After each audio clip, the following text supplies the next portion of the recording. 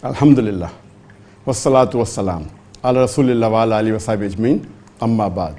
A'udhu billahi minash shaitanir rajim. Bismillahir rahmanir rahim.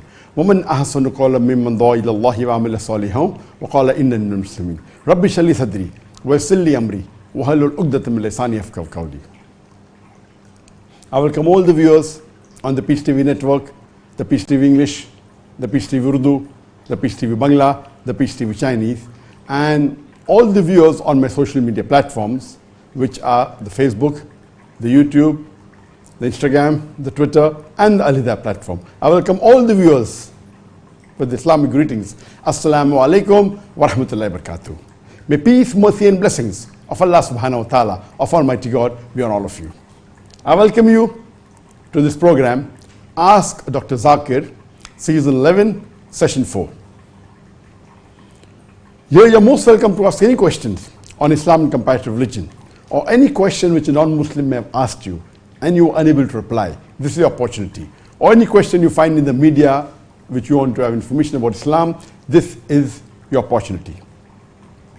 You're most welcome to ask your question on any of the social media platform, but the best and the most high chances that it will be asked, it will be taken by me, is on the WhatsApp. You can mention your question in brief, along with your name, your profession, the city and country of origin, on the WhatsApp number +60 11 21 33 33 60. I repeat, +60 11 21 33 33 60. We'll take the first question that has come on the WhatsApp.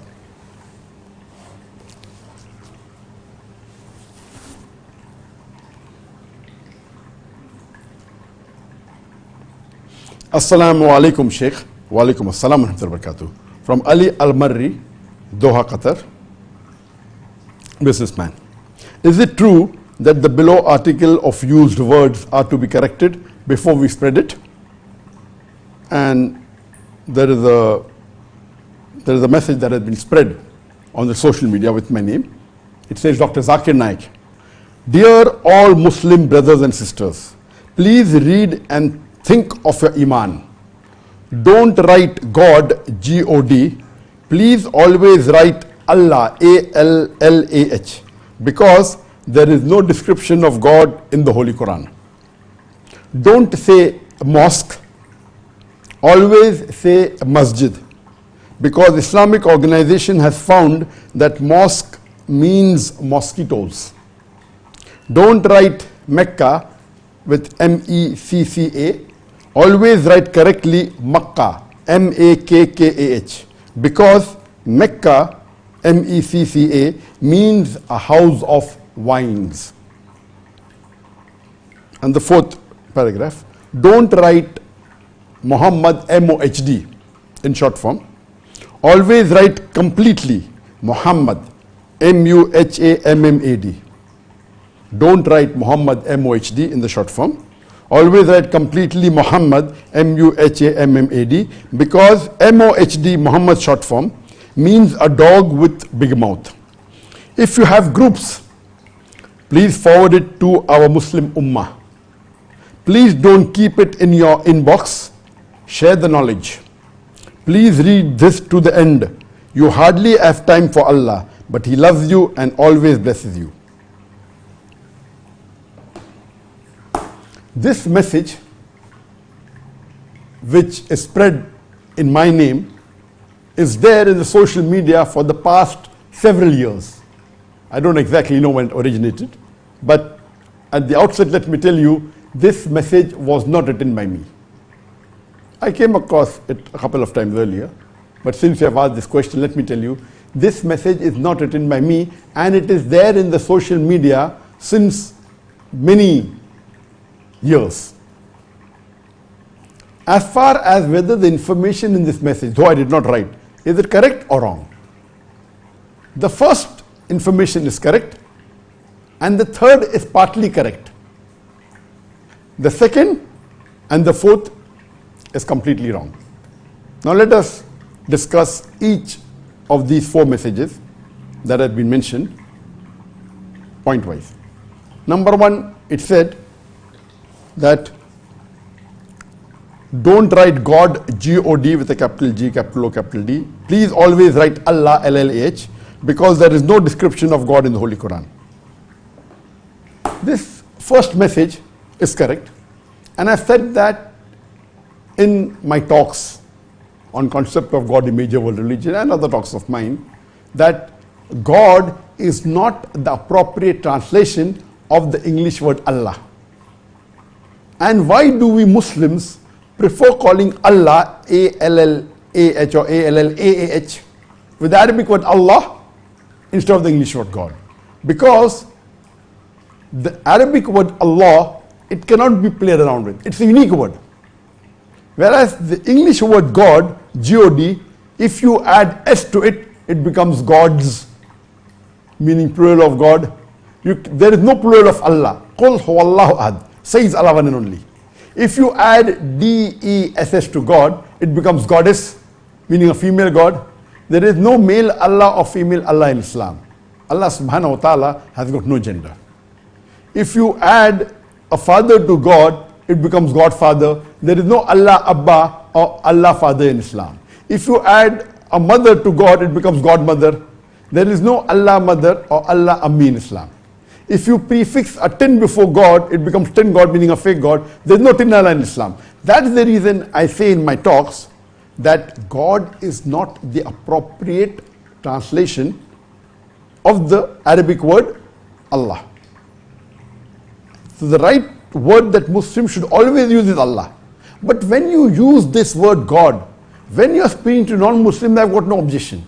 Because the non-Muslim may not be aware what is the meaning of the Arabic word Allah. So when you are speaking to non-Muslims, and if you use this word, or you write this word, there's no problem. Because English language cannot comprehend the Arabic word Allah. So for easy understanding, if you use this word God, when you are speaking to non-Muslims so they understand, for example, when we say, La ilaha illallah, there is no God but Allah. So when you use the word God to translate Allah, because the non-Muslim doesn't know what Allah is, I think there is no problem.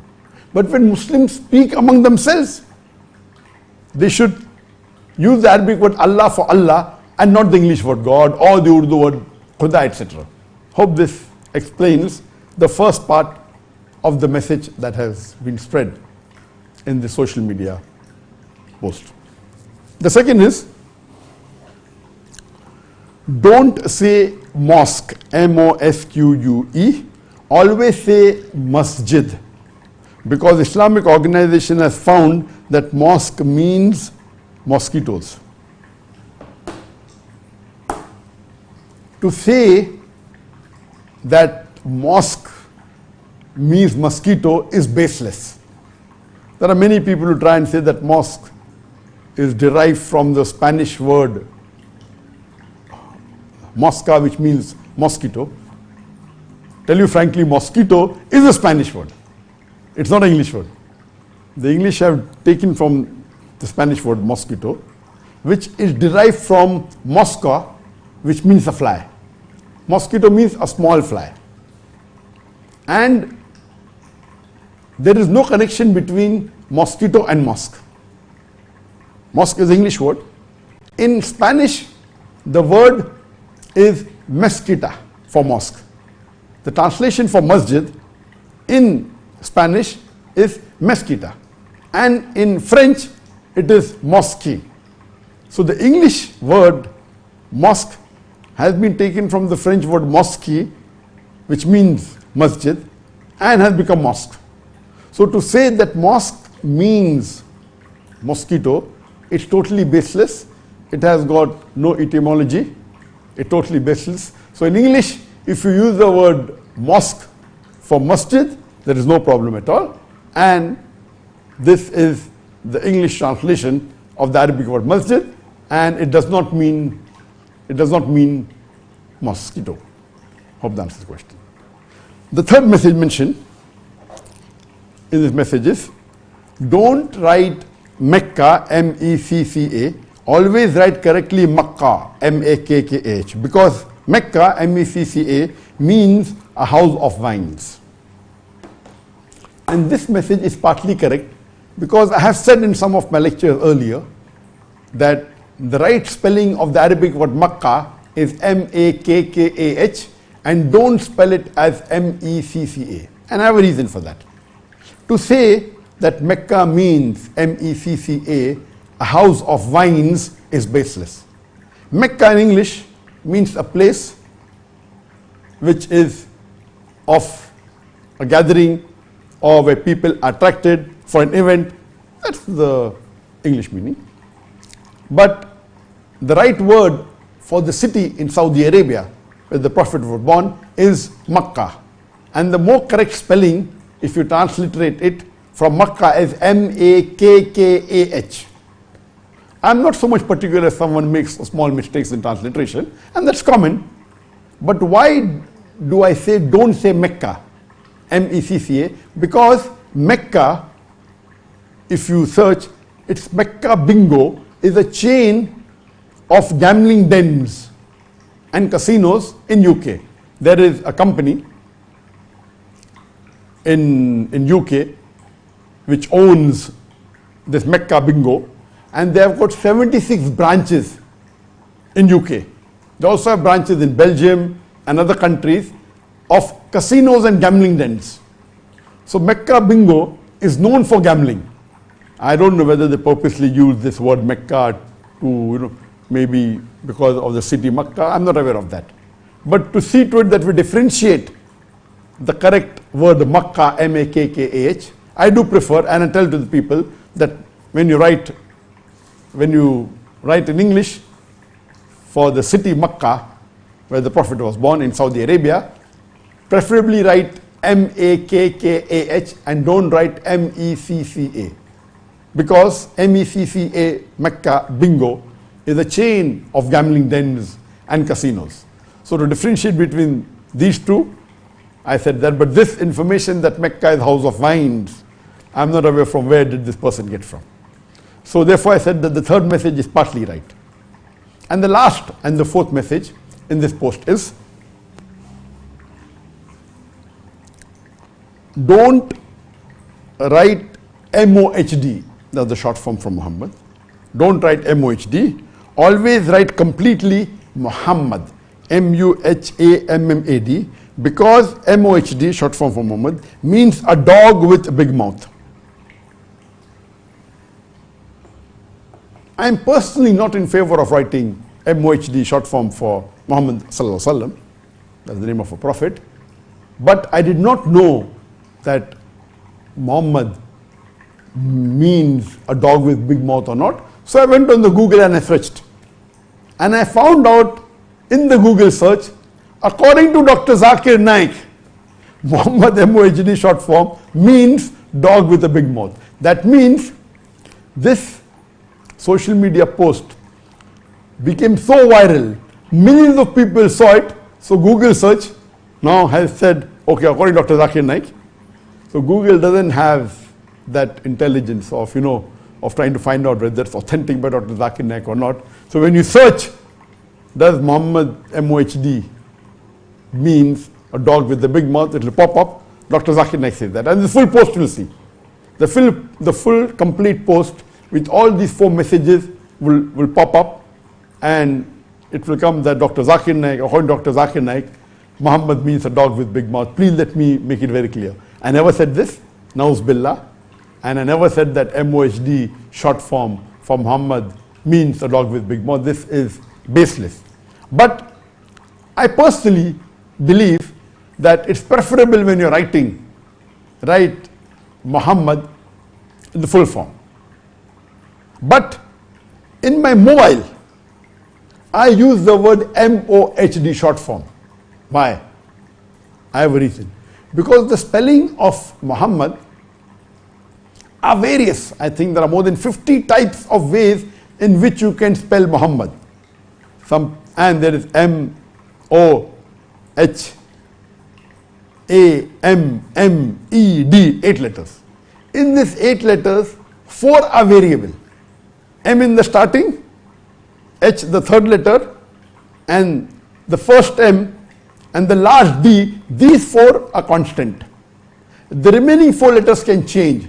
So there can be various permutation and combination how you can spell the word Muhammad. It can be Mohammed. The first letter can have, the second letter can have 2 options, either Mo or Mu. So it can be Mohammed or Muhammed. The fourth letter, Moha, can again be changed into variety. Muhammad, again, the second Mohamm. The sixth letter M can be there or cannot be there. Some people spell Muhammad with single M, some people spell Muhammad with a double M.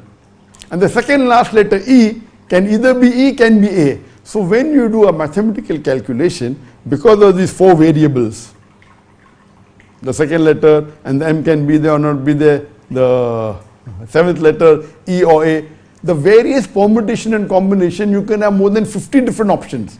So in my search, when I write the name, some people spell M-O-H, some people spell M-U-H. When I write the way they write in the visiting card, I don't remember which spelling has each Muhammad used for himself. So when I search for Muhammad, his name doesn't appear. I said, I know it's there in my mobile. It doesn't, because I don't know what spelling has he used. So in my mobile, all the Muhammad I have spelled as M-O-H-D, common. So that there's no confusion. It's easy to find. Though personally while writing, I never prefer writing the short form, M-O-H-D. I don't like it.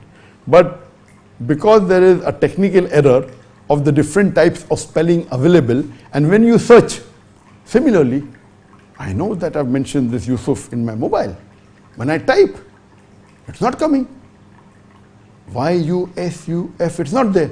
Oh, it's not coming, I'm sure of it. Then I realize later on when I get some other way, he spelled it Y-U-S-O-U-F, Yusuf.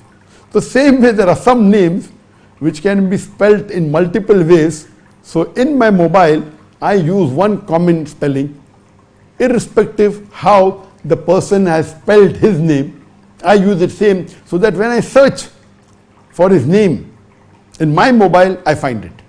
So in my mobile, I do use the word M-O-H-D for short form of Muhammad, because if I type Muhammad, there will be a few hundred M-O-H-D. It is the most common name in the full world. The most common name in the 8 billion human beings in the world, out of which approximately 4 billion would be male, and out of that, out of 2 billion Muslims, 1 billion Muslims would be Muslim male. Surely millions of them have been named by the name Muhammad. It is the most common name. But this message that don't write Muhammad M-O-H-D short form because it means a dog with a big mouth is baseless. It's totally wrong. But I do suggest that it's preferable not to write short forms when you're writing a letter or referring to someone. Better write the full form, irrespective of the spelling, maybe M-O-H or M-U-H or double M or a single M, or whether it be E-D or A-D, whatever it is, that doesn't make a difference, but preferable write the full form. So just to cap it up, that this message was not circulated by me, and I tried to find out. Some say that it was already there in 2016. So 2016 means how many years back? About 7 years back. When it originated, I don't know, but it's very common, become very famous. So in this message, the first one is almost correct. The third one is partly correct. The second and the fourth one is completely wrong. And I've given you the reply to each of these 4 words, that what is the correct ruling. Hope this answers the question.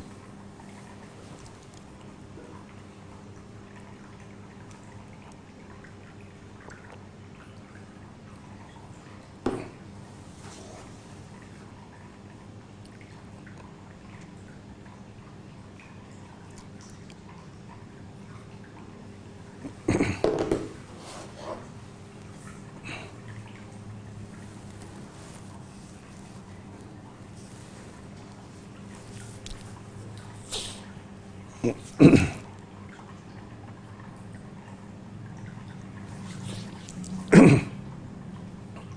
second question. Assalamu alaikum. Wa alaikum assalam wa rahmatullahi wa barakatuh. Suhail Sheikh from London, UK. I am a businessman. I am your fan and I have watched many of your videos. Sometimes I read in the social media some information along with your photo, but I'm sure you have not said it. Can you please guide us how to verify whether the posts circulating in the social media is from you or not from you, whether it is true or whether it is fake? Suhail Sheikh from London has asked that he has seen many of my videos, he is my fan, and sometimes he comes across certain posts which he knows that I have not said it. So he wants me to know, how do you identify whether the post that is there in the social media, is it from me or not? And let me tell you, there are thousands of posts in the social media which I have not created those posts. Yet, those posts may have my name by Dr. Zakir Naik, or may also have my photo. Very good photo taken from my website, taken from my Facebook, high quality image. They put my photo, they put a message, but that message is not from me. When I scanned these messages, on an average, if I make a rough estimate, out of the thousands of posts that are available in the social media, which is not from me. First, how do you come to know whether it's originally from me or not? Number one, don't just go on the name. Anyone can write Zakir Naik. Don't go on the photo. There are hundreds of my photos available in the social media of high quality, very good photographs. Anyone can go on my website, copy it, can go on the Facebook, copy it. We have got no copyrights and use it. So photograph or name is not the criteria to know whether it's officially from me or not.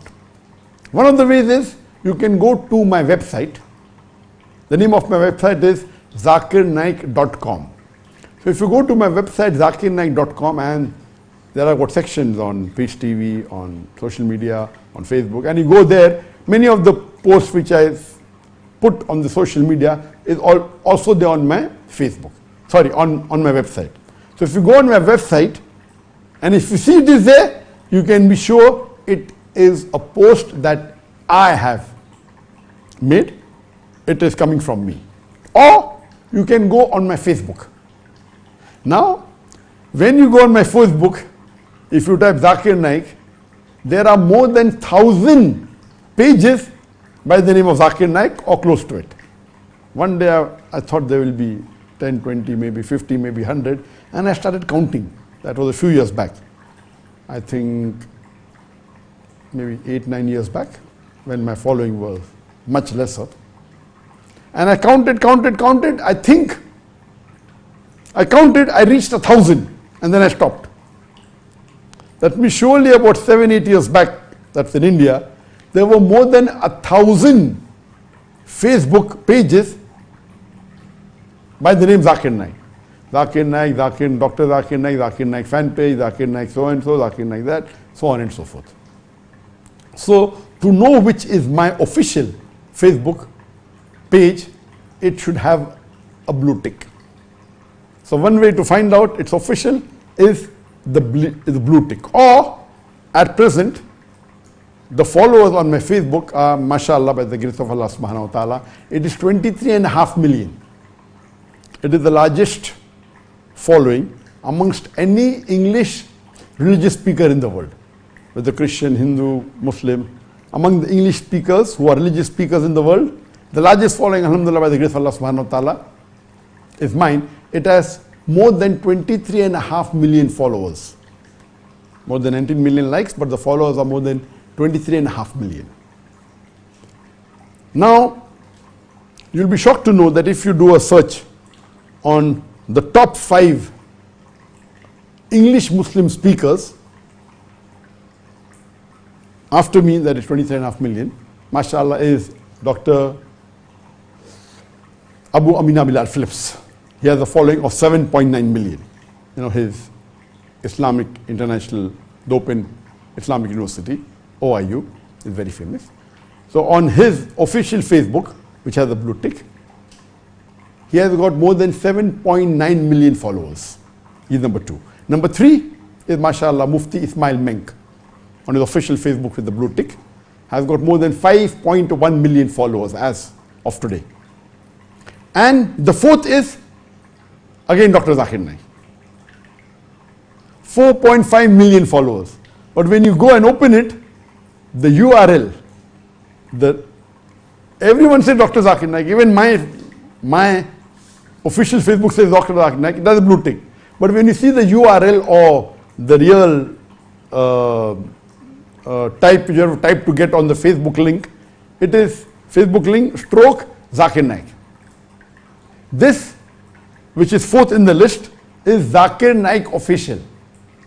So no one types Zakir Naik. The top Zakir Naik all comes. So mine will come first, this will come. So, and what they do, the same photograph which I put on my Facebook, this person who has got 4.5 million followers also puts that. And he says that this is a fan page of Dr. Zakir Naik. So if you read, you will come to know it is not mine, doesn't have the blue tick. But the 4th largest amongst the English speaker is again Dr. Zakir Naik, but run by some people, some of my fans. The 5th is also Dr. Zakir Naik. And then when you go inside, it says unofficial Dr. Zakir Naik, managed by a fan. So another fan follower, a fan of mine, has made posts, and normally we don't object anyone copying any of my video. We have got no copyright. We don't, as long as they don't manipulate, they don't create mischief. So these 2 people who are number 4 and number 5 have 4.5 million followers. It's huge. They give ads, they monetize it, they make money. As long as they're not doing any mischief, I've got no objection. As far as my personal Facebook is concerned with the blue tick, we don't monetize at all. We don't give any ads. We don't monetize at all. We don't make a single penny out of it. Yes, they tell me that if you want to monetize, I can make $50,000 a month, and on the YouTube, I can make $50,000 a month, on the Facebook, maybe $100,000 a month. But we are doing it for the sake of Allah alone. I don't want to merge or risk losing my sawab for the money. So we never monetize any of the social media platform, talking about the free social media platform, whether it be Facebook, whether it be Instagram, whether it be Twitter, whether it be YouTube. We don't have any ads. We don't take any ads, we don't take any money. But these fan followers, of course, they put ads, they make a revenue, maybe, I don't know what they will be making, $10,000, $20,000 a month, we don't know. So similarly, but it says there, it is managed by a fan of Dr. Zakir Naik. But has a following of 4.5 million. 4.5 million is not small. So this, some of the posts you find, it does say that, Zakir Naik official. So if it says Zakir Naik official, it's not from me officially. For it to be officially my Facebook, it should say only Zakir Naik, the URL. Should say Facebook/Zakir Naik. Or it should have a blue tick. The 5th most popular also says Dr. Zakir Naik, but if you go in the URL, it is some OH Ummah something, and it says there on the welcome page, on the home page, that unofficial. It's managed by the fans, and they keep on. And many a times you find they are more popular because many people click photo with me, hundreds, regularly. But I click with very few. And amongst those I click, I post only those who I feel are important on my Facebook. But those who click with me, they post on their Facebook. So these fan following, how does it reach 4.5 million? If someone put my photo, they go on their website, they copy it and they put it here. So if they want to know about me or about my whereabouts, they may find more from these fan pages than my own. Because ours is all authentic, they are not very careful. Sometimes they may give wrong information, they may. Inshallah, maybe the niyyah is good. So may Allah reward them. But many a times they may pick up something which is unauthentic, and someone makes a fake post about me. They may they may copy it and post it on the fan page fan page, and people may think it's officially from me. So please don't, if you see it on a Facebook of Dr. Zakir Naik, but not officially from me, which does not have the blue tick, it's not from me. If it has the blue tick, it's officially from me.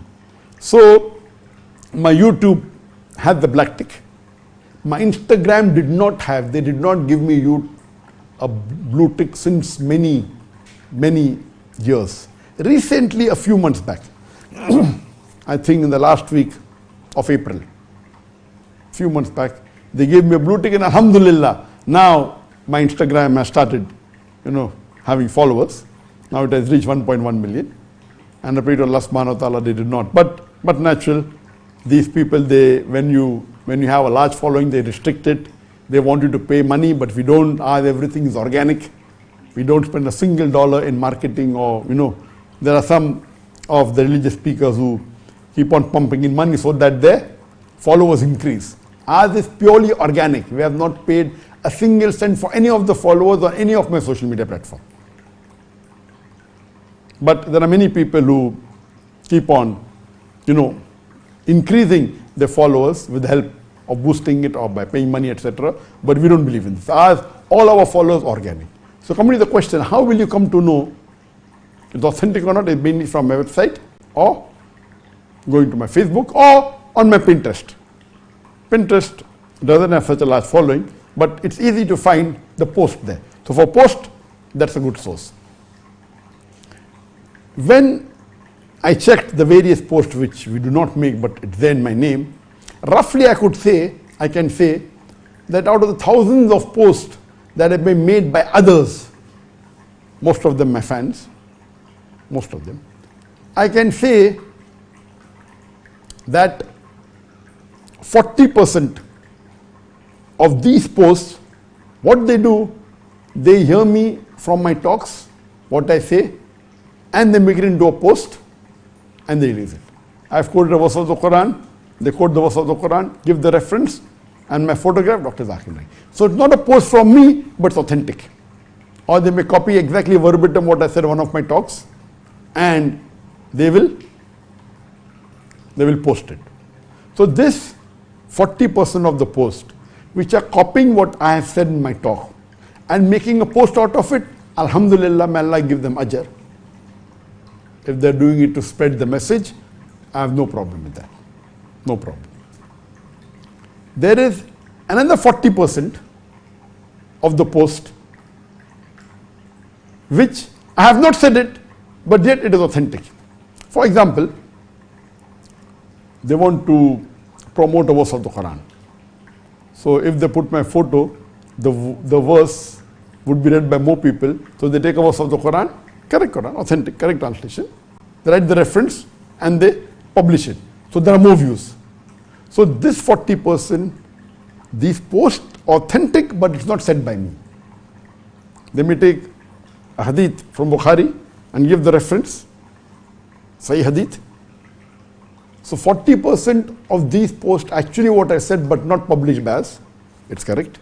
Another 40% which I have not said, but every verse of the Quran is authentic. All the hadith of Bukhari are correct, or Muslim. So 40% of the posts which I have not said, but it is from the Quran, or it is authentic hadith, or something about Islam which is correct, but I have not said it. The remaining 20% of the post, it is not from us, but the information in it is incorrect. So on average, those posts which are not made by us, 80% are correct. 40% what I have actually said, and I agree with it. 40% which I have not said, but they are from the correct source, from the Quran or from the Sahih Hadith, or the information of Islam is authentic. The remaining 20% is not authentic. And this further can be divided into 4 categories. There may be maybe 5% of these posts, maybe a fan of mine. He may know I did not say it, but he may think it's correct, and he may quote a hadith with my photograph or with my name. Maybe a Zaif hadith. He may not be aware that all the hadith of Abu Dawud are not sahih. So his niyyah may be good. So if his niyyah is good, his intention is good, and if he's making a mistake, may Allah forgive him and may Allah reward him. So 5% of them may be to have more views of that hadith, may quote a zaif hadith and put my name. It has the views, but the hadith is zaif. So they think it is correct, but unfortunately it's not correct, and they promote it, not with the intention of maligning me. There's another 5% from this 20%, 1/4 of that. They know that I don't agree with that matter on the post, but they want to promote their ideology or their view of Islam or their understanding of Islam. So they may quote something which is bidat in that post with my name or with my photo, so that more people accept it, knowing very well that I disagree with it. This is wrong. This is totally wrong. They know I don't agree with that view, but because they know that if they say it, more people will watch, so they take my photograph or they use my name, they put the information which may be wrong, which may be a bidat, which may be not my view, but so that more people watch it or view it or like it. The remaining 10%, or 20% is not correct, I have told about first 5%, second 5%. The remaining 5% may be those groups of Muslim which are deviated and want to malign me, so they give some information which is not authentic purposely to malign my name. Let me say something. And the last 5% are made by non-Muslims. They make posts with my photograph to malign me, and some of the posts have become very viral. And one such post is with my photograph, with my name down, saying that a Muslim is allowed to have sex with his slave girl. And if he does not have a slave girl, and his wife is not available, he can fulfill his lust with a goat or sheep. Dr. Zakir Naik. Anyone who has heard my lectures will know it's a fabrication. So this post, I believe, has been made by the non-Muslims. Most of the non-Muslims who watch my videos, alhamdulillah, are my fans, but there are some political groups, from India and from other parts of the world, politicians. My main problem with the non-Muslims are the politicians. Otherwise, the general non-Muslims, majority who watch my videos or watch my lectures live, majority, you could say more than 75%, they are my fans, and some may be neutral.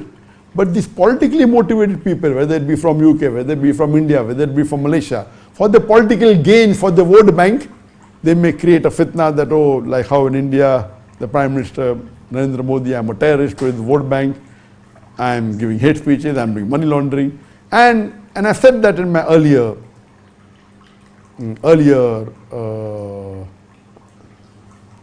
live Q&A, that the Modi team is very well trained in the social media. And they have got hundreds of cyber troopers.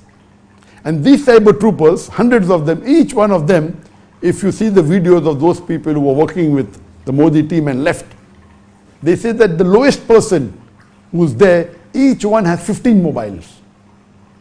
The lowest team has 15 mobiles, then the supervisor, then there is assistant manager, then there is a manager. It's a full pyramid of hundreds of people are working for them.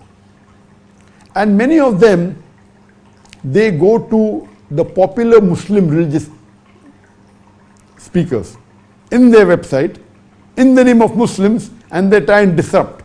Whether a live session is going, they want to disrupt, they want to use some name. They come as a Muslim name, and they write comments. Anyone who is well versed with the media will know this person is not a Muslim. So these people even make posts in the social media to malign the very popular Muslim speakers and religious speakers. So they have this modus operandum that how when a live session is going on the Facebook, on the YouTube, they come and they attack. So you may think, 20 people are coming. There are only 2 of them. Each one may be having 10, 15 mobile. 2 people come, each one 10 mobile, and they keep on, writing messages from different mobiles. So 2-3 people come and it looks like 20 people have come. And that's how they do. Some may have Hindu name, some may have Muslim name. They ask questions, they keep on replying, they keep on supporting one another, and that's how they come. So this is common. So 5% of these posts have been made by those who are non-Muslims and who are my enemies, like the post I mentioned. And there's one post that came with my photograph, very good quality photograph. Prophet says that the women are 90% to blame for the rape. Means the women, when they are raped, 90% is their fault. And it continues and says all rubbish. And then says that in Islam, the man is made to, the woman is made to satisfy the sexual urges of the man. And if a woman, if she satisfies the husband, she's serving Allah. So all these, posts in the name of Prophet Muhammad and the Hadith, anyone who's a Muslim will know that nowhere did the Prophet say that 90% of the rape cases are because of the blame on the woman. So they say many things in the name of Islam. So the way they say it, you can come to know this is made by non-Muslim. Because the Muslim will never write such things in the name of the Prophet. So this, in short, was just a brief that when you find any post in any person's name, the social media, if you are not savvy with the social media, when you search on the Google, you should know the statistics. How do you come to know whether it's authentic or not? When you're doing research, how do you come to know? On the Wikipedia, everything on the Wikipedia is not true. According to statistics, 2/3 of what is said on the Wikipedia is true. Or Wikipedia is an open encyclopedia, anyone can write. There is no view of verification. They give their views of verification and references, but there's no one person checking whether it's right or wrong. So anyone can contribute. So the rough estimate is 2/3 of what is said on the Wikipedia is correct. So how do you find out what is right, what is wrong? So when you go on the social media and you search and ask Sheikh Google something, if you're not well versed in how to identify, you may get lost or you may be misinformed. You may start believing that this person who's actually good has said rubbish. Or you may believe that the person is nonsense and he said some good things. So like imagine, I'm trying to find out that does MOHD mean dog with a big mouth? And the pop-in comes, Dr. Zakir Naik says, I never said it. So a person who doesn't know this will start believing, he may be my fan. Because he's not well versed. So more than 95% who Google and try and find out, did Dr. Zakir Naik say that Muhammad MOHD means a dog with a big mouth, and they'll believe in it. Unless this video now of mine becomes famous and it pops up again, and if the title is saying Muhammad does not mean a dog with a big mouth, then people will, okay, they see my face, I'm giving the answer, but it's difficult. So that's the reason you cannot blindly believe in what you see on the social media. It's a great bane. There are a lot of advantages, but you should know how to utilize it. Otherwise, you can get misled by it. So this was in short regarding how to find out whether the post is authentic or not, and what is the percentage. But I pray to Allah subhanahu wa ta'ala, those people who are doing it to spread the deen, see to it that when you want to spread, don't use wrong means for the right goal. When your goal is correct, even the means should be correct. You cannot use wrong means to achieve a correct goal. So it is wrong to use wrong means to achieve a correct goal. And I pray to Allah subhanahu wa ta'ala that may Allah reward all the Muslims who are trying to spread His message and spread the deen.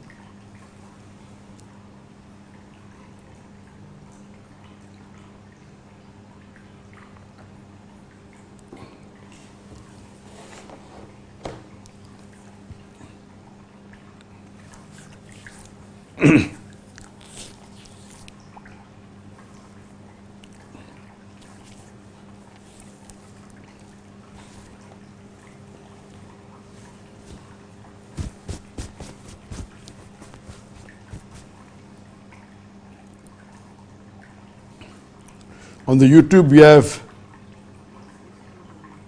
Miko Paulak, Roman Ahmed, Hamisi Juma, Lubega Ismail, Hamisi Juma, Mr. Neutron,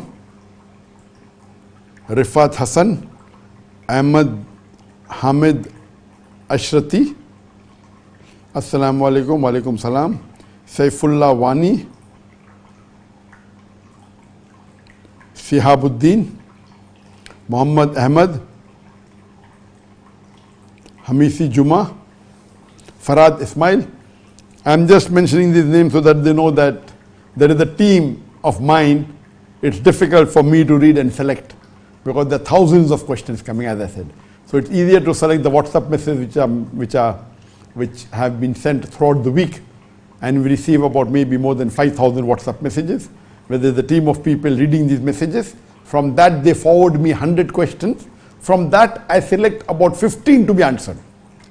And there may be a few questions that there's a team now reading all these questions, and selecting and sending on my mobile. And from that, I decide whether to select. From the selected is easier. So here I'm just reading to let the people know that, okay, you are there live and I'm taking your name. I'm not reading a message.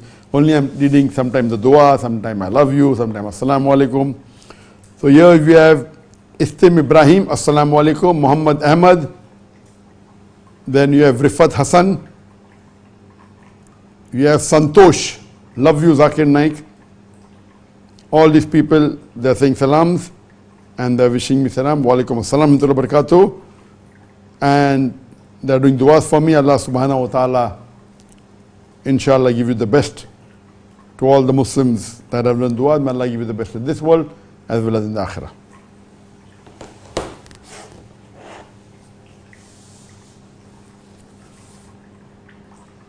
On the Facebook,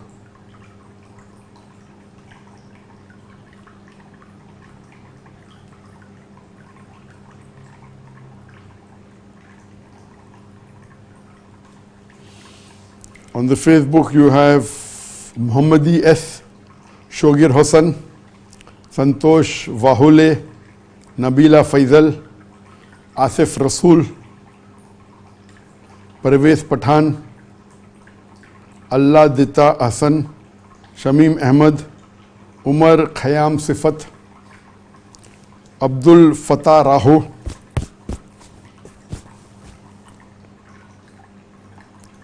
Junaid Mullah, Taha Mirza, Malik Wasim,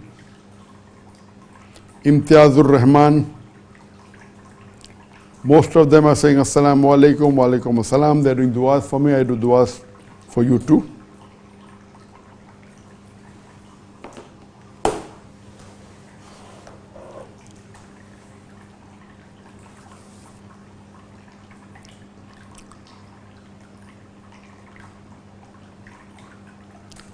The next question. Assalamu alaikum, wa alaikum assalam wa barakatuh. I am Shahzeb Gul from Dera Ghazi Khan, Punjab, Pakistan. My father has kidney problem. His one kidney has stopped working and also has stones in the other kidney. MashaAllah, he prays his salah regularly and insists to fast. I always request him not to fast, but he does not listen to me. Finally, he agreed. Whatever Dr. Zakir Naik says, whether to fast or not to fast, he will do the same. Is it permissible for him to not fast, keeping in view that he has 40% of the kidney working? My father is 55 years old. A similar question has been asked. Assalamu alaikum, wa alaikum assalam wa barakatuh. Shahnaz Khan from Bradford, UK. I am a homemaker. My mother is 65 years old and has severe diabetes. She, mashallah, prays 5 times a day. Even after asking her not to fast, she insists on fasting the complete month of Ramadan. My mother is a fan of yours. Please could you advise her that it is not fard for her to fast as she is not healthy and it is better she does not fast. So there are two questions which are similar. The first question is from brother from Pakistan saying that his father has kidney problem, his one kidney failed, the second kidney has got stones, and he insists on fasting. And the other question is from Bradford. One of the sisters asked that the mother is 65 years old, she has severe diabetes and she insists on fasting. What can you please explain to her? But naturally there are some rules and conditions for fasting. For a person to fast, he should be a Muslim, number one, should be an adult,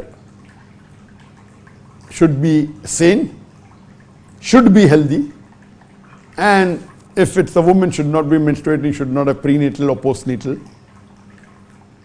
So these few conditions are required. So one of the conditions is that if the person is not healthy, it is not fard for him to fast. So the requirement of the fasting, I've told, should be Muslim, should be adult. If women should not be menstruating or fasting, should be sane. But there are certain exemptions given for fasting. For example, a person is traveling. It's mentioned in the Quran, in Surah Baqarah chapter 2, verse number 185, 185, 6, 187, 188, that if you are traveling, then you need not fast in Ramadan, you can fast later on. Similarly, if you are sick and you cannot do, then you can avoid fasting and fast later on when you get healthy. So as far as the ruling of people who are sick is concerned, if you are sick and you cannot fast, you are allowed to miss the fast which is fard during the month of Ramadan and fast later on when you are healthy. But if you have a health condition which is chronic and it will not at all improve, whether it be chronic kidney disease known as CKD, or maybe severe diabetes mellitus, or maybe terminal illness. So in this case you need not fast, and there can be fidya given. You can feed hungry people. For the full month of Ramadan you can feed 30 people who are poor, and that will compensate for that. Regarding the question asked here, that his father is suffering from a chronic kidney disease, one disease has failed, one of the kidney has failed, has a chronic kidney disease, CKD, and he prays for it, alhamdulillah, mashallah, insists on fasting even though his son doesn't want him to. And on the other side, you have in UK a sister whose mother is 65 years old, has severe diabetes, and she too insists on fasting. Can I advise her that it's not required for him to fast? The general ruling in both these cases, because the kidney has failed, it means CKD, chronic kidney disease, and severe diabetes, the ruling is that they need not fast. They don't have to fast, and Allah will not question them, and they can feed 30 people for the complete month of Ramadan. But there are some people who, even though they are sick, they may have a higher level of taqwa and they want to fast. Like in traveling. Today traveling is very easy. So though Allah has given the permission that you need not fast during traveling, it's not a fard not to fast. So when I travel, always, the month of Ramadan easy. The whole atmosphere is there. Whether I'm traveling or nowadays, the traveling is so easy. You're traveling in the plane, no problem, or in the train. Unlike the earlier times where you used to travel on a camel in the hot sun, difficult to fast. Here everything is so easy. In fact, if you tell me not to fast and fast later, it will be difficult for me. Fasting in the month of Ramadan is easy, everyone is fasting. If you tell me not to fast and fast on the other, it is more difficult. So even if you're traveling, whether in a plane or whether in a car or whether in a bus, it's not compulsory you should not fast. But the rukhsa is given. The permission is given even today. Even if the travel is comfortable and you say you don't want to fast, you are permitted not to fast, but you have to compensate for the fast when the conditions are better. When you are not traveling, that is compulsory. So similarly, if people who are sick, depends upon the sickness. The ruling is that the sickness is very mild and then it doesn't disturb your fast, then you should fast. There's no rukhsa for that. But it's a severe illness where it's difficult to fast, then you should not fast. But yet, some people have taqwa and they are strong and they yet want to fast. So what is the solution for that? So there was a survey done.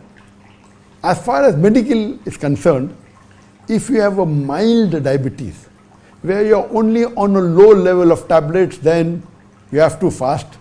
It is not sufficient excuse for you not to fast. So if you have mild diabetes in which you are taking few tablets of a low dosage. You have to fast. You cannot say I have diabetes, I don't want to fast. No, you cannot. It doesn't hamper. As long as you take your tablet regularly in the morning or in the night, it will not. But if you have moderate diabetes, where you are on high level of oral tablets, or maybe you are taking some insulin of a lower dosage, that's called moderate diabetes, then you are excused for not fasting. But yet, if you want to fast, you can fast. There was a survey done.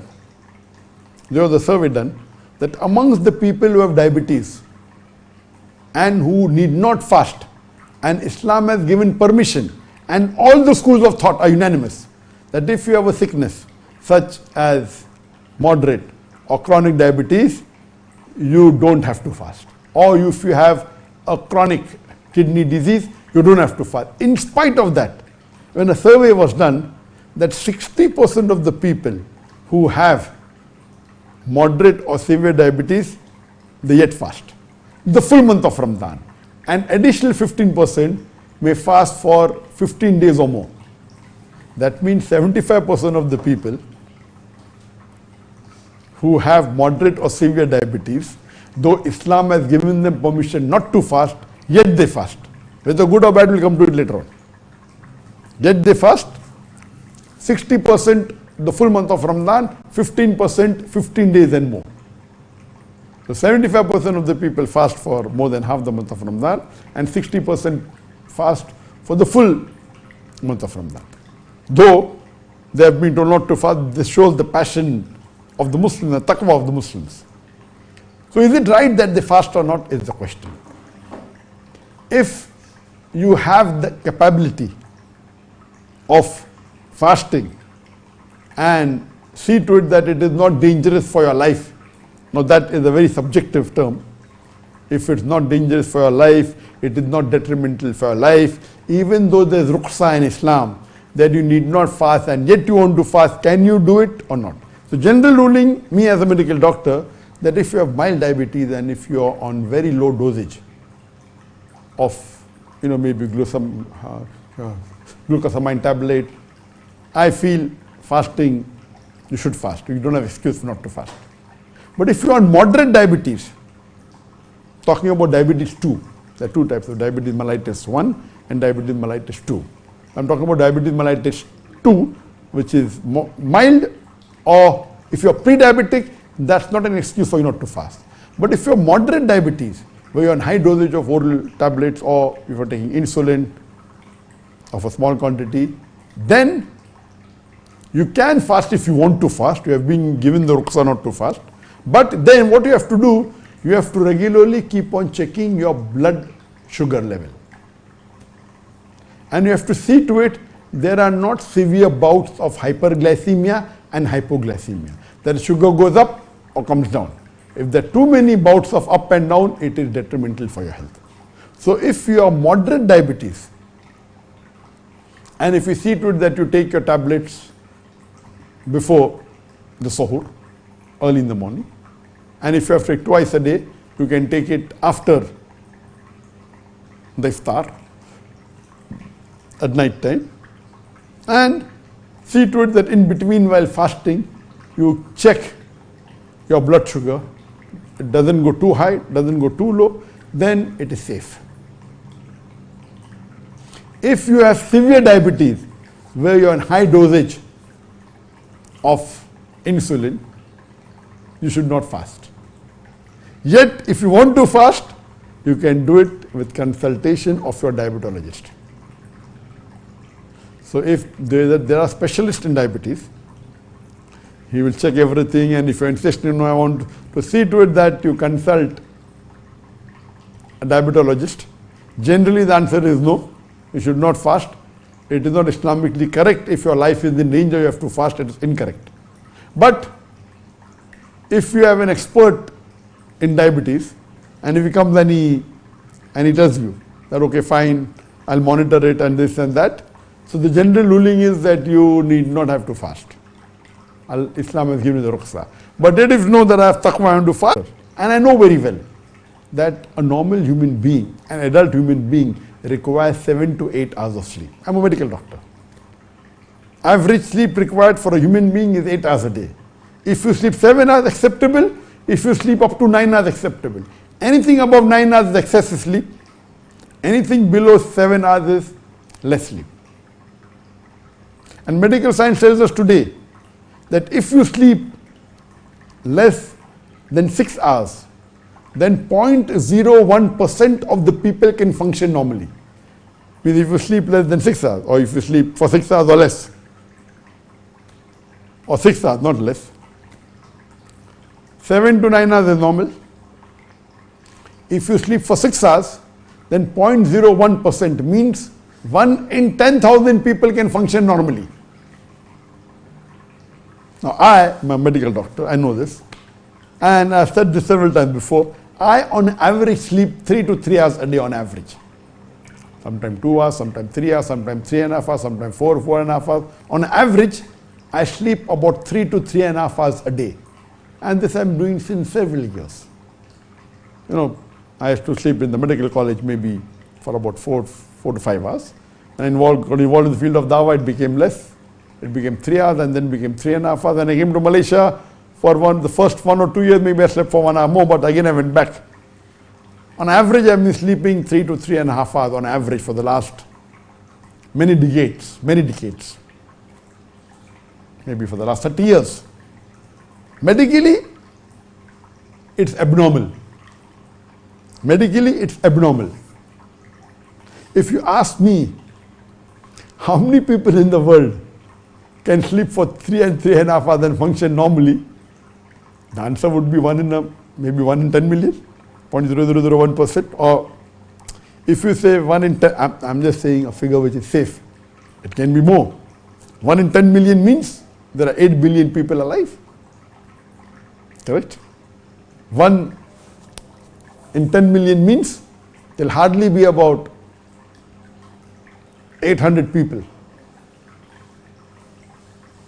800 people, if I say 1 in 10 million, means there are 8 billion people, we'll have 8,000 million.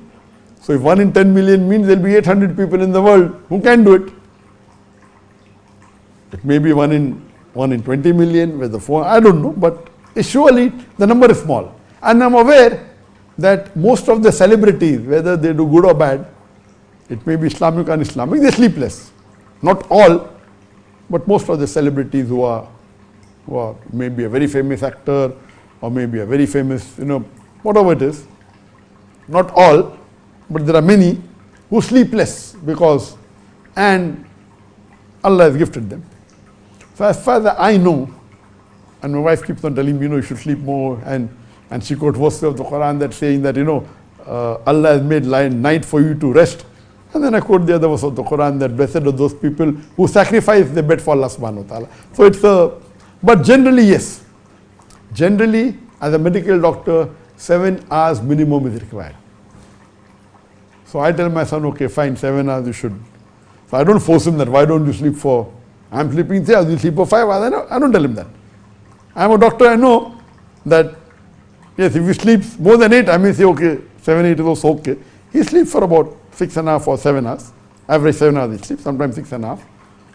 I don't force him that I'm sleeping for 3 hours, I'm young, I'm so old, I'm 58 years old, you're only 29 years old, you're half my age, so you should sleep less than me. No. Medically, for an adult, the average sleep required for a human being is 8 hours. It can vary between 7 to 9 hours. Anything below 7 is abnormal, and below 6 is more abnormal. And we know that our beloved Prophet Muhammad, when we read his seerah, even he slept less number of hours. We don't have the exact number in any of the hadith, but when you calculate that he spent sometime half the night, more than 1/3 night, sometimes 2/3 night, and you calculate, it will surely be somewhere close to between, there is no calculation done, but would be 3 to 5 hours. It will cannot be more than 5 hours at all. Most probably would be somewhere close to 4 hours, but there is no authentic narration how many hours he slept. But what we know from his practice, and we calculate the summertime and the winter time, and what time the Isha is and the Fajr is, and how which he prayed, etc., we get a rough idea that he might have slept for somewhere close to between 3 to 5 hours, but average maybe somewhere close to 4 hours. So similarly, if you can do it, fine. If you cannot do it, you should not. So this is the guideline that if you are sick and if you're going to cause a problem for you to fast, you should not fast. Now coming to the first question of the CKD, chronic kidney disease. Now for chronic kidney disease, as a policy, it is high risk and very high risk to fast. General statement. But you may be in CKD, chronic kidney disease stage 3, where you can fast with monitoring. Maybe you have to test your levels and see to it that the plasma creatinine doesn't go more than 30% above the base level. And you see to it that you keep on measuring your weight, and they should not be increased of more than 2 kilos in a span of a couple of days. You can take precaution that when you break your fast, there should be more potassium in your diet. See to it that you have excessive water. So these precautions you can fast. You need not. Islam has given you rukhsah, has given you the permission. If you have chronic kidney disease, you don't have to fast. But yet if you insist on fasting, saying that I have the capacity and Allah will help me, so you have to monitor it. And if you have really renal failure, etc., you cannot do without a medical renal team. So if you have mild stage 1, stage 2, okay. But if you have a high stage of CKD, chronic kidney disease, unless you don't have a renal team, it is very dangerous. Please don't do it. So if you want to try it and you say that I have the taqwa, you should have a renal team, you go to a nephrologist. A nephrologist is a specialist on kidney, and take it advice. He will tell you, do this test. Please don't go on my answer, please. The answer I'm giving you cannot say, Dr. Zakir has said that if I have chronic kidney disease of stage 3, I will test my plasma level, I'll have more water after iftar, I'll have more potassium. Please don't. This is not at all. I'm just giving you guidelines. So don't use my answer as an answer to say that because Dr. Zakir Naik said I will fast. Please don't. The ruling in Islam is you have been excused. So if you have diabetes of moderate level or severe level, you have been excused. Moderate, if you try, you can try it, moderate level of diabetes, by taking precautions and having a blood test. If you are severe, then you have to consult a diabetologist. Same thing with CKD, chronic kidney disease. If it's very low stage, okay, you can, but in chronic kidney disease, at all stages, it is high risk. So see to it you consult your nephrologist. This answer of mine was to tell you that if you have the passion, if you have the taqwa, yet you have to take precautions. You cannot say that I have the taqwa and then if something happens to you, then it is haram on you. You cannot say I'll jump and Allah will save me. It is suicide. So without taking proper precautions, you say I will fast and you insist I'll not break my fast, it is haram in Islam. If you know your blood sugar is going up and down, you have to break it. Oh, no, another 2 hours are there, I've got strength. If you're having severe diabetes, then your blood sugar starts going up and down. Hypoglycemia, hyperglycemia. It is further on you to break your fast. If you don't, it's haram. It will be considered nothing like suicide. It will be suicide. So let me make it very clear. So if you have that passion that no, I'm sick and I want to fast, take your precaution, follow the rules of the Sharia. That have all the team, have the specialist give you advice, keep on checking, something fluctuates, be prepared to break. If you are not prepared to break, then it's haram. Same thing with the kidney. There are people, there are researches done, even on people, those who have got chronic kidney disease. And there are chronic kidney disease researches that they took a group of 70 people who had the disease, who fasted, and 70 didn't have disease, and there's no difference in both of them. Of course, they are at a lower stage. So, of course, a lot of taqwa is required. So there is a medical organization called as for patients of chronic kidney disease and diabetes mellitus, especially advising them in the month of Ramadan. That's the Muslim organization. You can Google it, you'll find it. So you can surely take the help. They are specialized in advising Muslims during the month of Ramadan whether you should fast or not and what care you can take.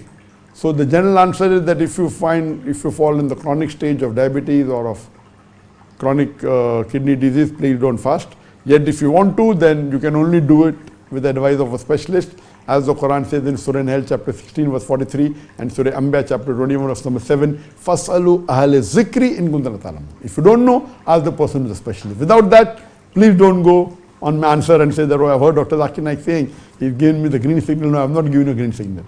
I'm just telling you that the rules of how you decipher whether it's permitted or not. General ruling is that if you don't fast, you are forgiven. Allah will not hold you responsible. But yet if you want to, take the precautions, and if the specialist give you permission, you can go ahead, otherwise don't. Hope that answers the question for both the patient who has a chronic kidney disease as well as the person who has got severe diabetes mellitus. Jazakallah shukr.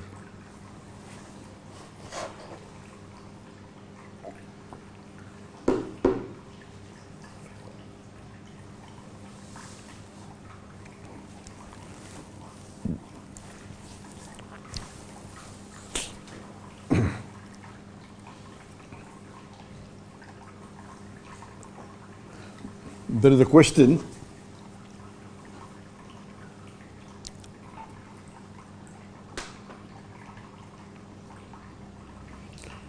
There's a question that came to me on the WhatsApp, and he says, I'm a Hindu and I'm from Nepal.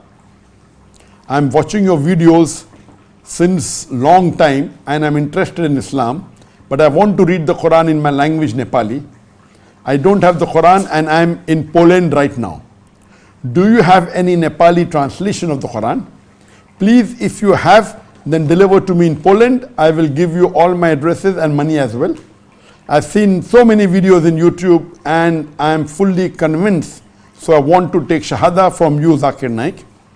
How will you give me? I think it's better to call me for Shahada. When I read this question that was selected by me, by my team in the morning, I told my son to contact this number that has been given in this message and speak to him, and my son Farik spoke and he got this message that my full name is Binod Pariyar. I'm from Nepal and I'm currently working in Poland. I was a Hindu and I have studied Islam since 2 years from the video of Dr. Zakir Naik. And I told my son, and I told him I gave him a time of 12:15, and he's there on the WhatsApp message. And he's there on the laptop of my son, and I wish to you, Assalamu alaikum wa rahmatullahi wa barakatuh. There's a question that came to me on the WhatsApp. Assalamu alaikum wa rahmatullahi wa barakatuh. And I'm from Nepal. He is Binod. I'm watching your videos since long time, and I'm interested in Islam, but I want to read the Quran in my language, Nepali. I don't have the Quran and I'm in Poland right now. Put the audio off, please. Do you have any Nepali translation of the Quran? Please, if you have, then deliver to me in Poland. I will give you all my addresses and money as well. I've seen so many videos in YouTube and put the audio off. Put the audio off now. So I want to take Shahada from you, Zakir Naik. How will you give me? I think it's better to call me for Shahada. When I read this, put the audio off. Here you have to understand that what I'm saying, it is being recorded on the camera, going through the internet to Dubai, and from Dubai it is going onto the Peace TV, and then coming live on the Peace TV, coming live on the Facebook, coming live on the YouTube. So generally there is a delay by the time I say something, and if I have a YouTube here, the same thing I'll hear maybe a minute later, sometimes 30 seconds later, sometime 1.5 minutes later. So they cannot be a live up and down, but can be on the call. So what I'll do, that Binod is there, he's on the call? Yes. The WhatsApp call. So instead of the YouTube, we have taken the WhatsApp also. So WhatsApp you can hear directly, but through the camera, going to Dubai, through the net, then from there going on to the Peace TV or the Facebook or the YouTube, there is a delay. It may be 30 seconds, maybe 1 minute, maybe 1.5 minutes. So here we have Binod, and this is a WhatsApp call. Assalamu alaikum wa rahmatullahi wa barakatuh. Can you give the volume? Yes. Oh, I see. Actually, I told him to put the volume down, but I'll increase the volume and I'll ask. I'll tell him. Vinod, can you please reduce your volume of YouTube?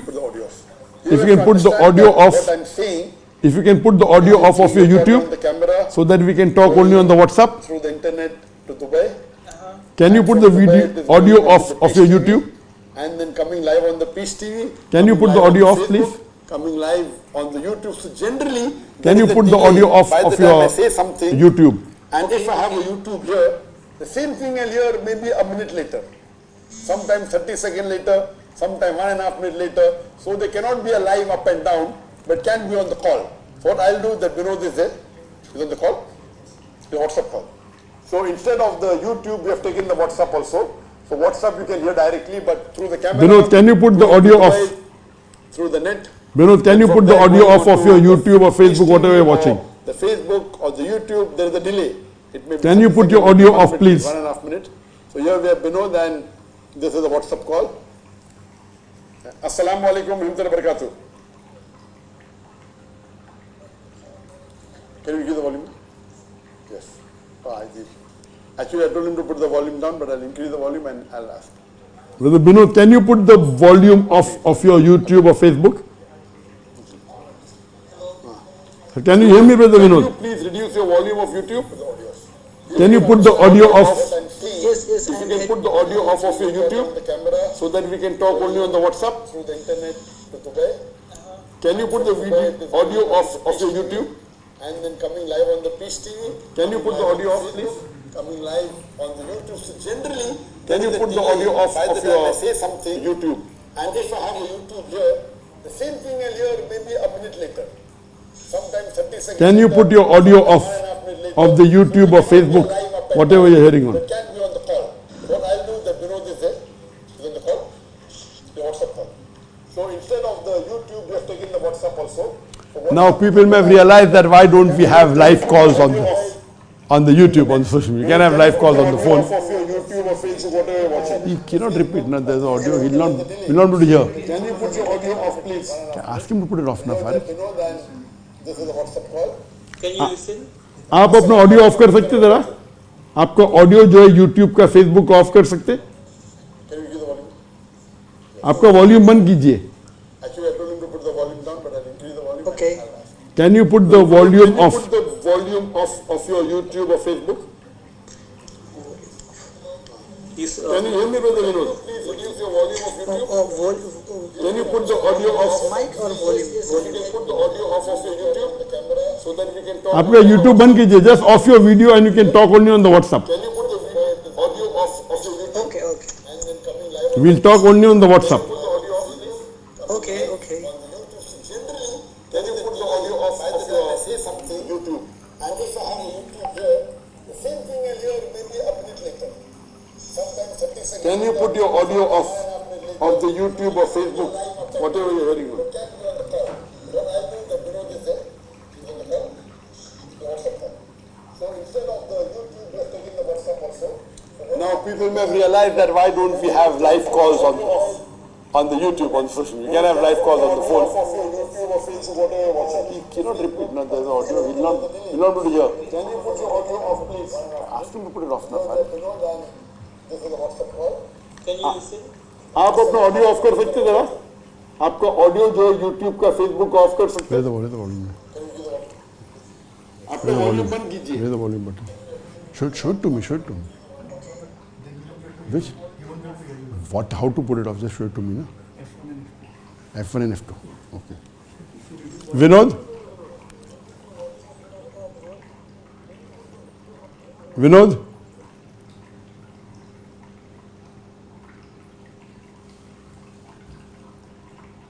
off हो गया पूरा which is to increase F3 गलत हो रहा can you hear me Vinod Yes, I'm hearing you. can you okay can you put your video can I see your video your camera okay I'll just say the shahada can you hear me Yes, I'm hearing you. okay I'll just say the shahada I can repeat it okay I'm just facing on the camera. Ashhadu on the YouTube also. Allah ilaha illallah wa ashhadu anna Muhammadan abduhu wa rasuluhu. I bear witness that there is no God but Allah, and I bear witness that Prophet Muhammad is the messenger and servant of Allah. MashaAllah, you have become a Muslim, and I pray to Allah subhanahu wa ta'ala that may He grant you the best in this world as well as in the hereafter. And I pray to Allah subhanahu wa ta'ala that may He, through you, let other people come to Islam. Video. Can I see your video? And Give my name as well. your name, yes. Can you hear me? I would, if you want a name for yourself, I'll just say the Shahada can repeat it. your name was Binod, so I would suggest that you can call yourself Umar. Umar, yes. Umar was the name Ilaha of the second Caliph of Islam. illallah And may Allah subhanahu wa ta'ala give you the best in this world and the akhirah. anna. And since you said you have been seeing my videos for 2 years, that is the reason I didn't ask you that, do you believe in one God or not? I know that you believe because I have been seeing my videos. I pray to Allah subhanahu wa ta'ala that inshallah I will see to it that I will get a translation of Nepali, the translation of the Quran in Nepali, and inshallah send it to you directly. So you can expect in maybe a few days or a few weeks inshallah. Prophet Muhammad, I will just ask my son to deliver a copy the messenger of the translation of the Quran in Nepali to you inshallah. of Allah. So in the next few days or a couple of weeks you'll get it inshallah. MashaAllah, you have become Jazakallah.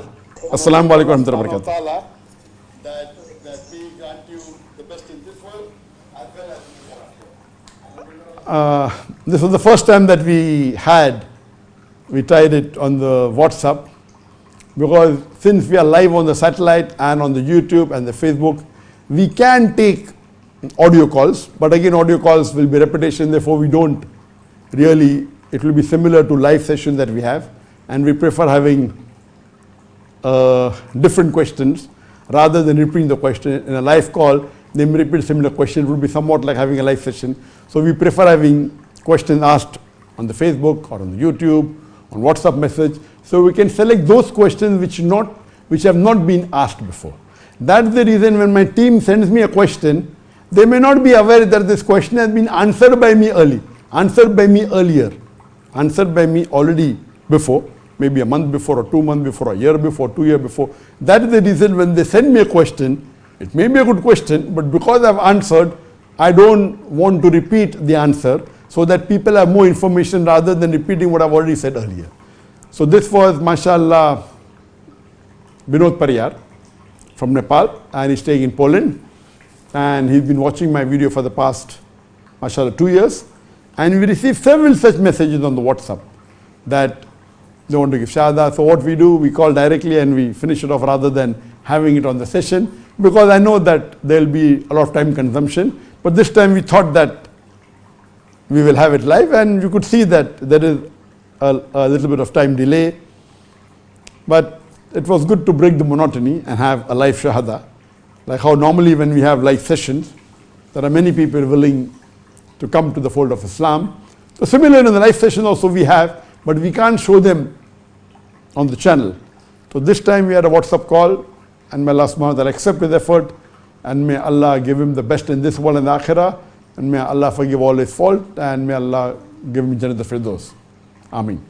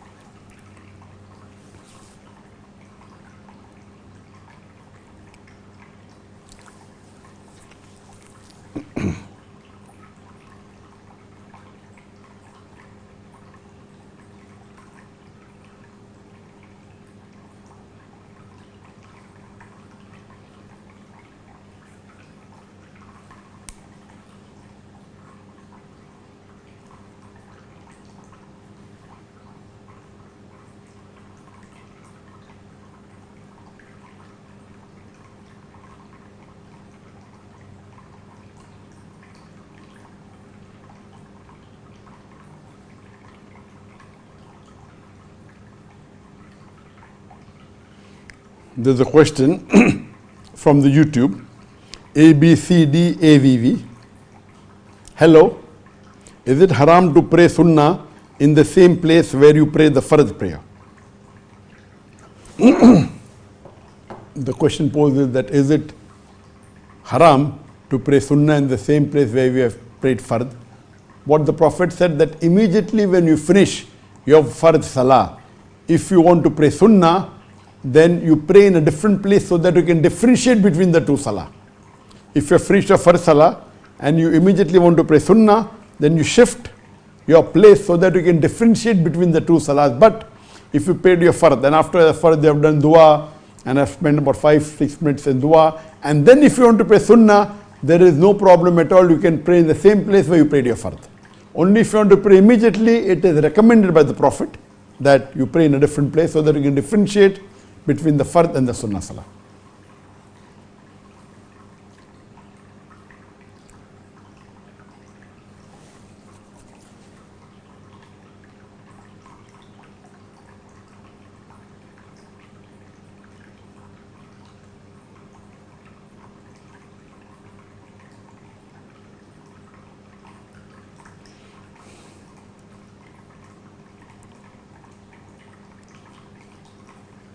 There is another message that has just come on the YouTube.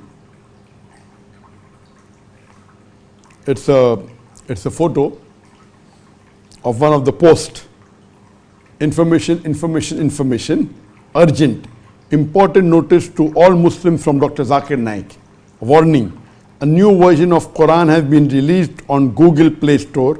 The name of this application is the Holy Quran in Arabic text and English translation, translated by Maulvi Sher Ali.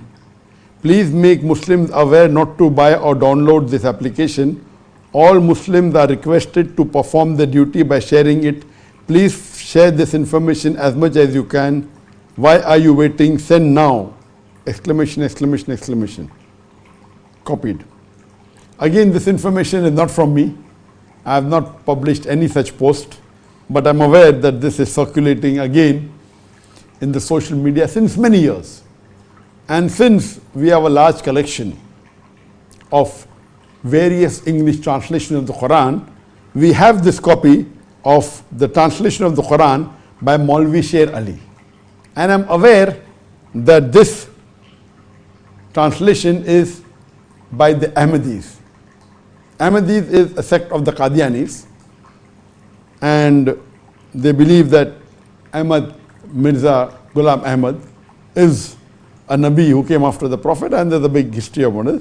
But this is not the mainstream Muslim. They don't belong to Ahl Sunnah wal Jamaat. They are Qadianis, the Ahmadi sect. So this translation of Maulvi Sher Ali is by an Ahmadi. So of course, we Muslims should be careful about it. So the information that we have to be careful and should not read it, should not spread it, is correct. But this was not circulated by me. This message is not from me. So it falls under that category that this information is correct, but I didn't draft it.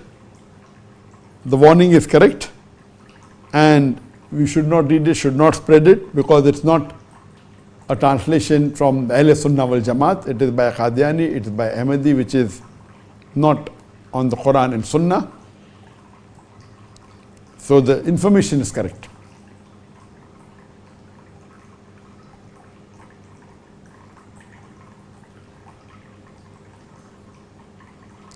There is a Nono Fort Tangtung from YouTube. Assalamu alaikum. Wa alaikum salam. Dr. Zakir Naik, is it haram to live with your non-Muslim girlfriend even if you don't do haram things? The question poses that is it haram to live with your non-Muslim girlfriend even if you don't do haram things? Living with a non-Muslim girlfriend itself is haram. So you're asking me the question that is it haram to live with a non-Muslim girlfriend if you don't do haram things? It is like you telling me that is it permissible for me to drink alcohol and then not do haram things? Do you understand? Is it permissible to drink alcohol? But after drinking alcohol, I will not do any haram thing. So is it allowed for me to drink alcohol? And the answer is no. Drinking alcohol itself is wrong. So you ask me the question, can I live with a non-Muslim girlfriend?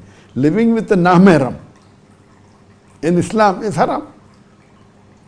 And then you will not do haram things, that's another thing. So it's like you asking me, can I drink alcohol? And after drinking alcohol, I will not do haram things. So is it allowed for me to drink alcohol if I don't do haram things after drinking alcohol? And the answer is no, it's haram. Because drinking alcohol itself is haram. And after drinking, you may do something else, is secondary. After drinking alcohol, you may do zina, you may gamble, that's secondary. But drinking alcohol itself is gunah kabira. So similarly, staying with a non-Muslim girl, friend, who's a non-mahram, she's not your wife, she's not your sister, she's not your mother, she's a non-mahram to you. So staying with her itself is haram. Whether after that you do haram, whether you do zina with her or not after that, or that is secondary. But staying with a non-mahram girlfriend itself is haram. Whether after that you do haram or not, that is secondary.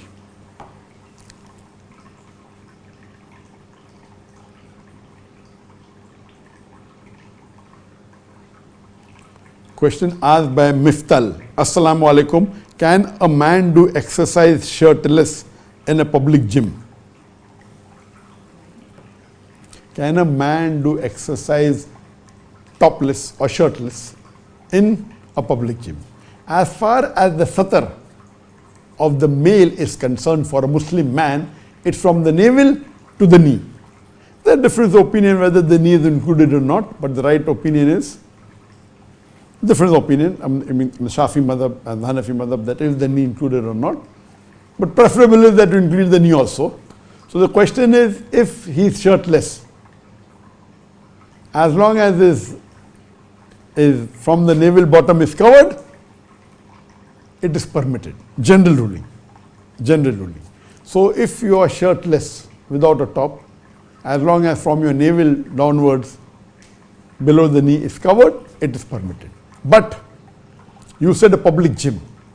So if you know that it's a public gym, and if it's a gym where male and female are together, and then if you think it will create a fitna, by law it's permitted.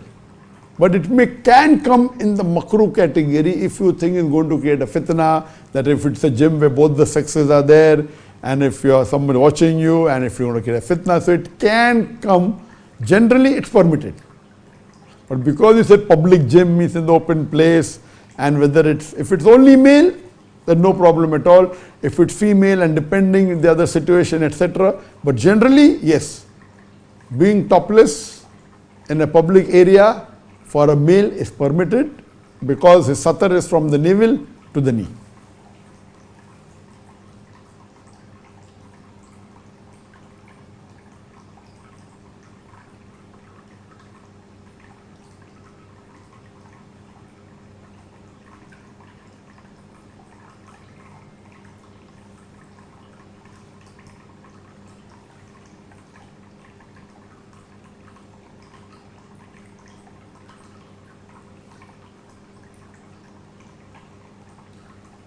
The question posed by Jarsin, Ray of Hope: is learning science and mathematics haram in Islam? The general ruling for learning science and mathematics in Islam, it is mubah, it's optional. But if the science and mathematics will get you closer to Islam, then it becomes mustahab, means encouraged. But generally, learning science and Islam, learning science and mathematics, it is mubah, it's optional. But if learning science and mathematics may get you a good living, so that you can earn good for your family, so that becomes mustahab. Mustahab means encouraged. If learning science and mathematics gets you closer to Allah, it becomes mustahab, means encouraged. If that science and mathematics gets you a good job, so that you can feed your family well, it becomes mustahab. If that science and mathematics takes you away from Islam, then if it's going to cause loss to you, it becomes makruh. It can even come under the haram category. But generally, learning science and mathematics, it's mubah or mustahab. General mathematics and science that you learn in the school, It will either fall in the mubah category or may come in the mustab category, because it will help you to earn your living. It may get you closer to Allah subhanahu wa ta'ala. Like Allah says, Sanurim ayatina fil afaqi wa fi anfusim. In Surah Fussilat chapter 41, verse number 53, that soon we shall show you our signs in the further regions of the horizons. So when you study science and you understand the Quran better and you know your Lord better, it will come in the mustab category. If you study science and you study mathematics, it lets you earn a halal living so that you can feed your family. It comes in the mustab category, encouraged category. If it's not doing anything, then it comes under the mubah category, that is, it is permissible, it's optional. Hope that answers the question.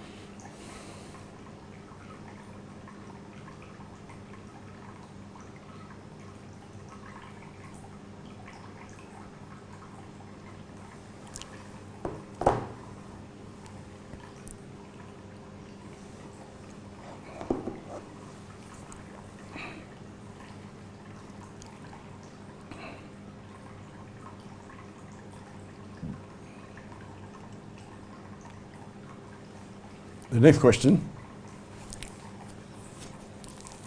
Assalamu alaikum, sir. Wa alaikum assalam wa barakatuh. I am Hassan Noor Jaman Mandal from West Bengal, India. It's mentioned in the Quran in Surah Qiyamah, chapter 75, verse number 8, that on the day of judgment the moon will be unlighted. Though I don't know the actual meaning, just I got from somewhere. But now we see that the moon is unlighted. That what does it mean? If the above mentioned meaning becomes true, then isn't it a contradiction? What the Hassan Noor has quoted is a verse from the Quran from Surah Qiyamah, chapter 75, verse number 8, talking about وَقَصَفَ الْقَمَرِ. وَقَصَفَ الْقَمَرِ means when the moon is buried in darkness. It also means that when the moon it becomes darkened. Or some of the translations say when the moon is eclipsed. So وَقَصَفَ الْقَمَرِ means when the moon is buried in darkness or when the moon is eclipsed. For the real context, if you read from Surah Qiyamah, from verse number 1, we come to know that it's talking about Qiyamah, the day of resurrection. And the non-Muslim, when they ask Allah subhanahu wa ta'ala, when they ask the believers, how will Allah subhanahu wa ta'ala be able to reconstruct our bones? Because after we have been buried and all our bones have been disintegrated, how will Allah be able to reconstruct our bones on the day of judgment? So Allah replies in the Quran, talking verse 1, 2, 3, 4, that we can not only reconstruct the bones, we can reconstruct the very tips of your finger. This is in context. So on the day of judgment, when the unbelievers say, how will Allah be able to reconstruct our bones? So Allah says, not only the bones, we can reconstruct the very tips of your finger. So what does Allah mean by saying we can reconstruct the very tips of your finger? After science advanced in 1880, Sir Francis Galt had discovered the fingerprinting method. And he said that no two fingerprints, even in 1 million people, are identical. That means the tips of the finger have got fingerprints. And these fingerprints differ between all the individual human beings. Even in 1 million people, no two fingerprints will match exactly. So today, the police, the CID, the CIA, they use the fingerprinting method to identify the criminal or the robber, or if any theft has taken place. In identification, fingerprint is used. Now we use it for opening a lock. Put the fingerprint, the lock opens. So Allah says, on the day of judgment, leave aside the bones after they have been disintegrated. I can even reconstruct in perfect order the very tips of the finger. Then verse number 5, 6 asks that, do you know what is Qiyamah? Or when will Qiyamah come? And the reply is there, when the sight is dazed and when the moon is buried in darkness. Verse number 8 in Surah Qiyamah. Verse number 6 says, when is Qiyamah? When the sight is dazed and when the moon is buried in darkness, or when the moon is eclipsed. And verse number 9 says, when the sun and moon will join. So this is the description of the day of resurrection. Now coming to your question, if on the day of resurrection the moon will get darkened, sometime the moon get darkened now also. If you're talking about eclipse, moon get eclipsed now also. So isn't there a contradiction? There's no contradiction at all. What the Quran is talking about, what will happen. And one of the things is, the moon will be buried in darkness. Or the moon is eclipsed. But that's not the only thing. The other thing, the sun and the moon will join. So that's the reason if there is an eclipse, the Prophet told us to read salah. Salah through khusuf. That when the eclipse is there, whether lunar or whether solar, you have to read the 2 rak'ah salah. It's sunnah. It is mustahab. When the sun becomes dark, when the earth comes between the sun and the moon. The moon becomes dark when the earth comes between the sun and the moon. And the sun becomes dark when the moon comes in between the earth and the sun. So here when the moon is eclipsed is talking about the lunar eclipse. That the earth comes in between and that happens once in a year, once in few years. That's the reason the Prophet told us to pray it, because we fear that these are the signs of Allah subhanahu wa ta'ala. The moon getting eclipsed is a sign of Allah subhanahu wa ta'ala. So giving you a glimpse that finally, we have to die. We have to be accountable on the day of judgment. So there's no contradiction at all. So many a times there are similes giving you a taste of it, that what's going to happen. But we don't see the moon and sun join now. The joining of the moon and sun will only take place in Qiyamah, not now. Certain indications are there which you have a taste of it. But the complete description in the Quran, and the Quran continues, what is Qiyamah, etc. All the descriptions are given. How will a person feel, etc. So that is complete. So this is talking about the Qiyamah, it's giving you signs of it. And there's no contradiction at all. And this is exactly what will happen on the day of resurrection, on the day of Qiyamah. Hope that answers the question.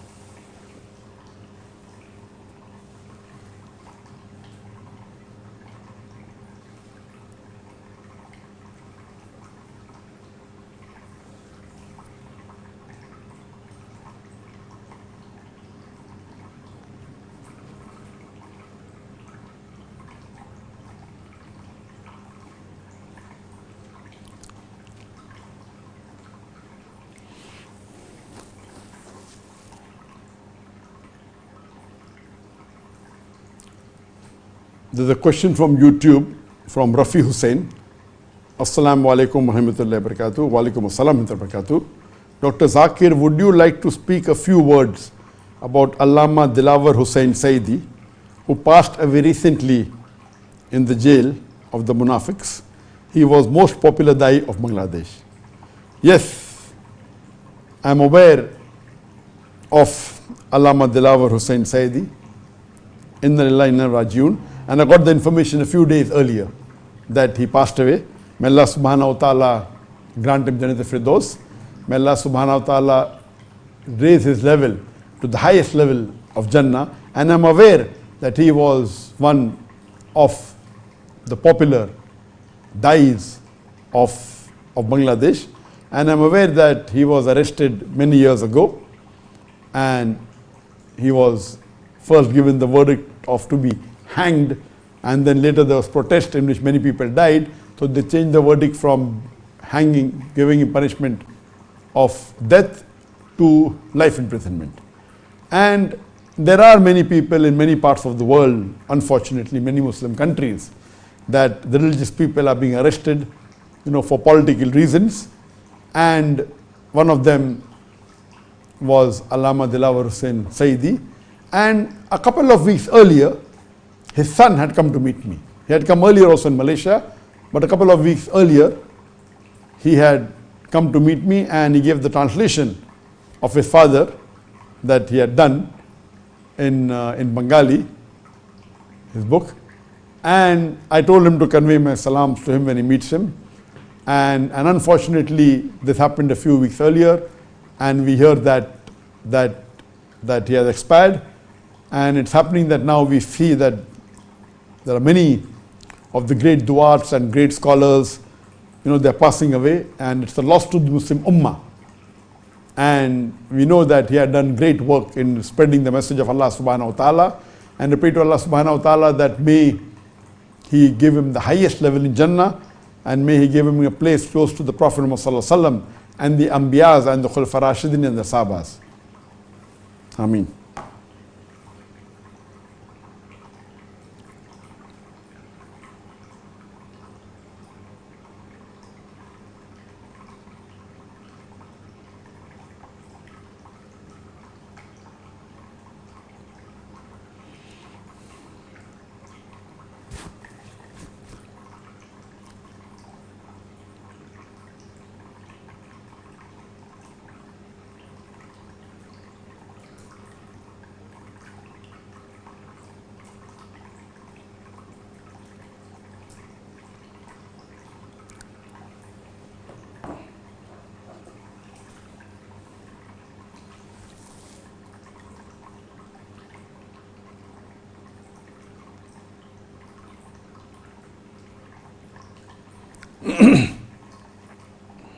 There's a question asked.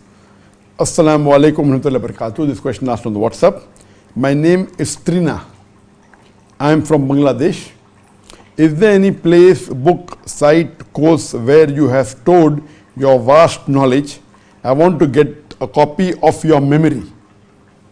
I am going to gather all your books and going to get a subscription of Al Hidayah, inshallah, to enrich myself as a Muslim, hoping that you have put all your knowledge and studies in this Dawah training program. A similar question was posed on the YouTube from a brother in Ethiopia. Sorry, it's not from Ethiopia. This is Musjiso Dusho. From Musjiso Dusho. Assalamu alaikum, Dr. Zakir. My name is Abdi Mahat from Somalia. I want all your debates from beginning until now. So where can I get them? The question posed on the WhatsApp and the question posed on the YouTube is similar, that where can they get all my material, my lectures, my talks, my debates, my question answer session, my books, etc.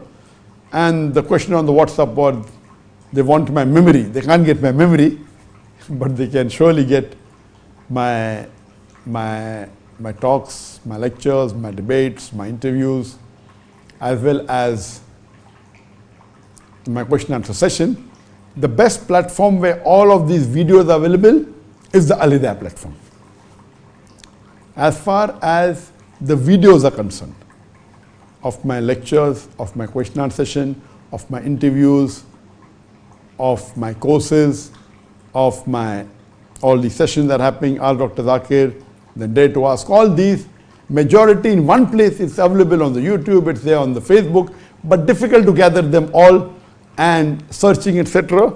The best platform is Al Hidayah platform. And the Al Hidayah platform has got three levels. The basic level, which is the 240p.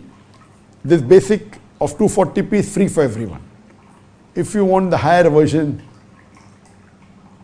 that is the 540p, or the premium version, which is the high definition, or 2K or 4K, then there is a subscription fee for that. But for the entry level, for 240p, it's free for everyone. So Al Hidayah platform is a good platform for you to have all the videos of mine, whether lecture, debate, TV talks, and it's very well classified. When in YouTube it's difficult. You go on my YouTube channel, you can see the videos, but it's difficult to classify. On this, it's classified whether it's a debate, whether it's a lecture, whether it's a question and session, whether it's a topic on science, whether it's on Tawheed. It's classified, and searching is very easy. So hundreds of my lectures are there. Thousands of my hours of video are there in this. And if you want the text of my lectures and question and answer session, most of them are available on my website, zakirnaik.com. So if you type zakirnaik.com, you'll go to my website. And in the website section, if you go to the section of lectures, you'll find the scripts of all my lectures there. If you go to the section of question answers, the script of all my question answers is there. So if you want the written script verbatim, you will find it on my website, zakirnaik.com. If you want the videos, you'll find in Al-Hidayah, even the courses.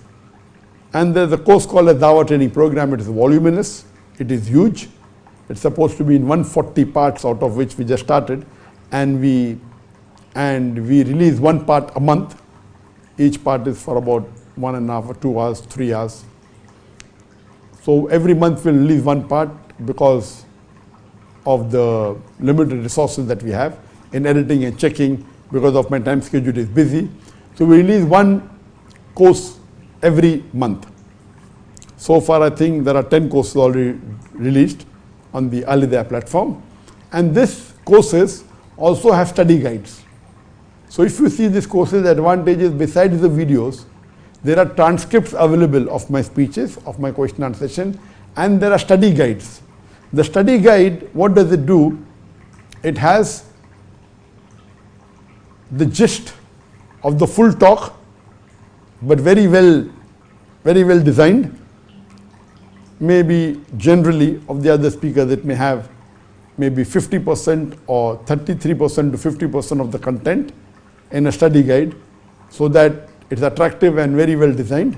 And the script has all details, the word, verbatim. But the study guide is made more attractive by graphics and by photographs and the main material of the speech. So the best platform is Al-Hidayah as well as my website, zakirnaik.com.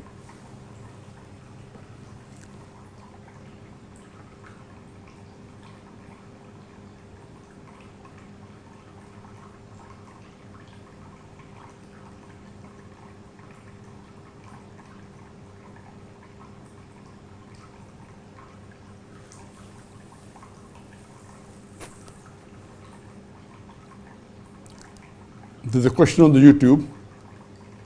Seeker. Assalamu alaikum. Wa alaikum assalam wa rahmatullahi wa barakatuh. I am Soban Javed from Pakistan. If the price of a thing is 2,000, but on installment it is 3,000, is it halal? If the normal price of any article, any item is 2,000, and you pay an installment every month or every alternate month or for every month for 1 year or 2 years, and the price becomes 50% more, from 2,000 it becomes 3,000. Is it permitted? No, it's not permitted. It is riba. Anything excess is riba. So even if you take 1 rupee more, whether it be 1,000 rupee, if you are taking extra money because you are paying it late or a delayed payment or an installment, it is riba and this is haram. And Allah clearly states in the Quran, in Surah Baqarah chapter 2, verse number 278 to 279, that if you give up not your demands of riba, then take notice of a war from Allah and His Rasul. If you deal in riba, whether give or take, Allah and His Rasul will wage a war against you. And which human being has the guts to fight with Allah and His Rasul? So this type of transaction is haram.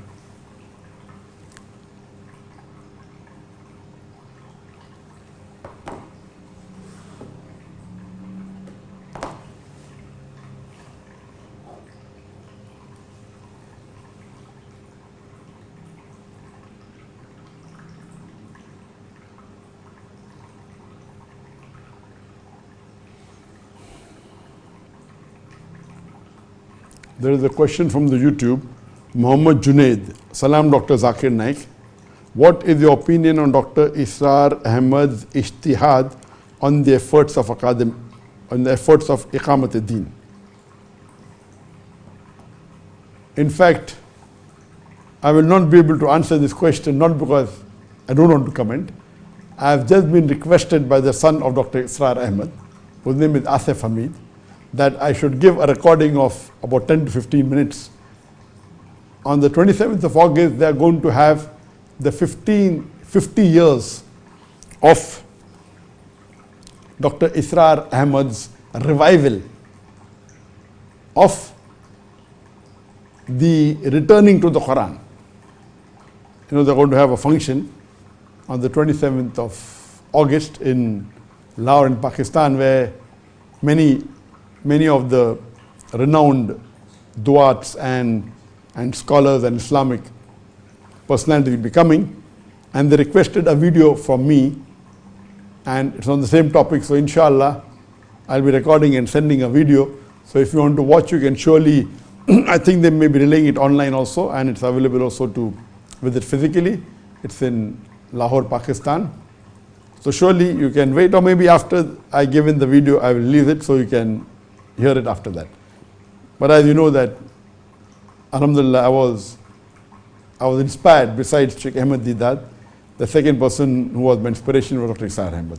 And inshallah, I'll give the message on the recording, which will be telecast inshallah on the 27th of August in Lahore in Pakistan.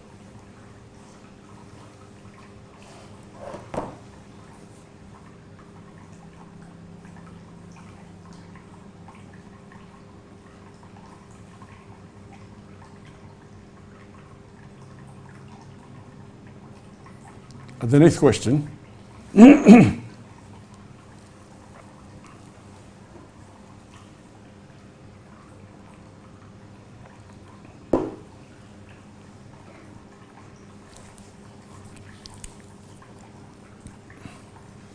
I am working in a non-Muslim restaurant, but the food is halal. Sometimes they do puja at their homes and bring water and sprinkle at us. They said, do bad eyes.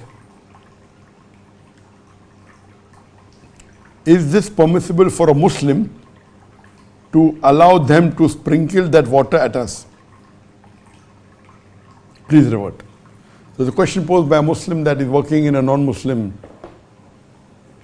restaurant, and the food in that restaurant is halal, but the owners, many a time they do puja at their home, and they come and they sprinkle water on the staff, including him, so that he wants to ward off the evil eye or the bad eyes. So is it permissible for a Muslim to allow someone to sprinkle water which is of puja? And the answer is no. It is not allowed for you to allow a non-Muslim to get some water of puja, which is a Hindu ritual that they do. It's a form of worship that they do, and that water they sprinkle so that it wards away the evil eye or the bad eyes. This is not permitted in Islam, it's haram. You have to tell your boss very well that I'm a Muslim, I don't believe in you getting puja water and sprinkling on me. This is superstition, it's not allowed in my religion. And you should not allow him to sprinkle water on you. If he yet forces and insists, you have to give him warning that if you do this, I'll leave the job. And if he does that, you leave the job. If he's forcing on you something which is haram, if you request him and he stops it, no problem. You have to be bold, but be courteous. Be very soft. Tell them nicely that I'm a Muslim, and in my religion, it's not permitted that you get some puja water or water you have put on some other deity and you sprinkle it on me thinking that I'll be safe from the evil eye or the harm that is done. This is against my faith. I will not allow it. And if he insists being a boss and he forces on you, then you have to leave the job and search for another job. Hope that answers the question.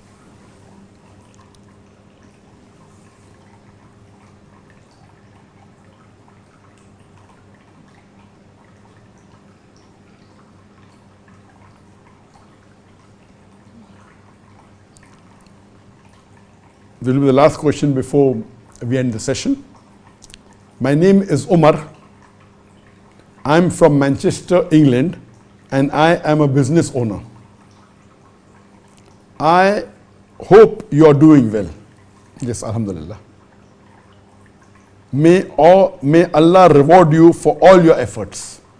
My question is, when will we see Dr. Zakir Naik in the UK or Europe or in the Western world? It is such a shame that the Ummah in this part of the world is missing out on seeing Dr. Zakir Naik live in person. We have many amazing sheikhs and dais coming from all over the world. Recently, I was at an event with Mufti Menk and Umar Suleiman, and they sold over 10,000 tickets for one show. It was the biggest gathering we have seen here in UK for an Islamic event. I believe if Dr. Zakir Naik came, we can sell out stadiums of 50,000 plus. Is there any update on whether we will see you live in UK or the Western world? Jazakallah khair. As far as me coming and giving a live lecture in UK or the Western world, Allahu Alam. I remember last that I was there in UK was in 2009. And I remember that the largest gathering I addressed in UK was in 2005 or 2006, I'm not sure. It was the GPU. It was a conference held in the Excel conference in London, UK. And mashallah, there was a gathering, it was a 2-day conference, and there was a gathering of 25,000 people at one time. So that is the largest gathering that I am aware of in UK. You are aware of a gathering of 10,000, mashallah. But the gathering that I attended in 2005 in London, UK, and I remember that they had charged, there were many speakers. I was the main speaker in the ending, and they said if you want to sit next to Dr. Zakir Naik, you have to pay 200 pounds. I remember that. I am personally against taking fees for entry, and there's a policy of mine that only the first couple of years of my dawah, maybe in the 90s, the late 90s and starting of 2000, and after that I made it a policy that when I give a lecture, you cannot charge any money. But during conferences, I could not insist because, conferences, there are many speakers coming. So I remember I've been to conference in UK, that is this GPU, and in Canada a couple of times to the RISC conference. And the last I remember was the Journey of Faith, again in Toronto. Except for these 3 or 4 conferences. After that, I made it a policy. Even in conferences, if you charge money, I will not come. So alhamdulillah, I believe that the dawah should be done free. You can take sponsorship from the Muslim Ummah, but I don't agree with charging money for hearing lectures. Imagine if the Sahabas would have charged money, then would we have got the message? Of course no. We would have got the message. Now coming to your question, that when will you see me back in UK live? To tell you frankly, I have been to UK several times, maybe more than 10 times. And I don't think so that I urge to come back to UK again. But if given the opportunity, I wouldn't mind going, but not that I'm longing to go. I've been there several times. And now it's easy. We can come through the media, through the satellite, and even today, there may be hundreds and thousands of people in UK who are watching this session live. But naturally, the reach on the media is much larger. We have a satellite channel, Peace TV, which is yet being broadcast in different parts of the world. Besides the Peace TV, you have the Facebook, you have the Instagram, you have the YouTube, and millions of people watch. Though the percentage of people watching in Bangladesh, India, Pakistan is much more, but because the volume is large, there are, even in the Western world, there are millions of followers of my Facebook only in the Western world, alhamdulillah. And out of that, surely thousands may be watching these live programs that we have. So as far as the message reaching, yes, it is reaching. But I do agree with you, live is something else. The feeling of live is something else. What I really miss is our conferences in Bombay. Our conference in Bombay, the peace conferences, mashallah, the audience at one time used to be in hundreds of thousands. And last day, for my speech, about 250,000 people. So that is something which is phenomenal. Mashallah, 10 times more than the largest gathering that was there in UK, London.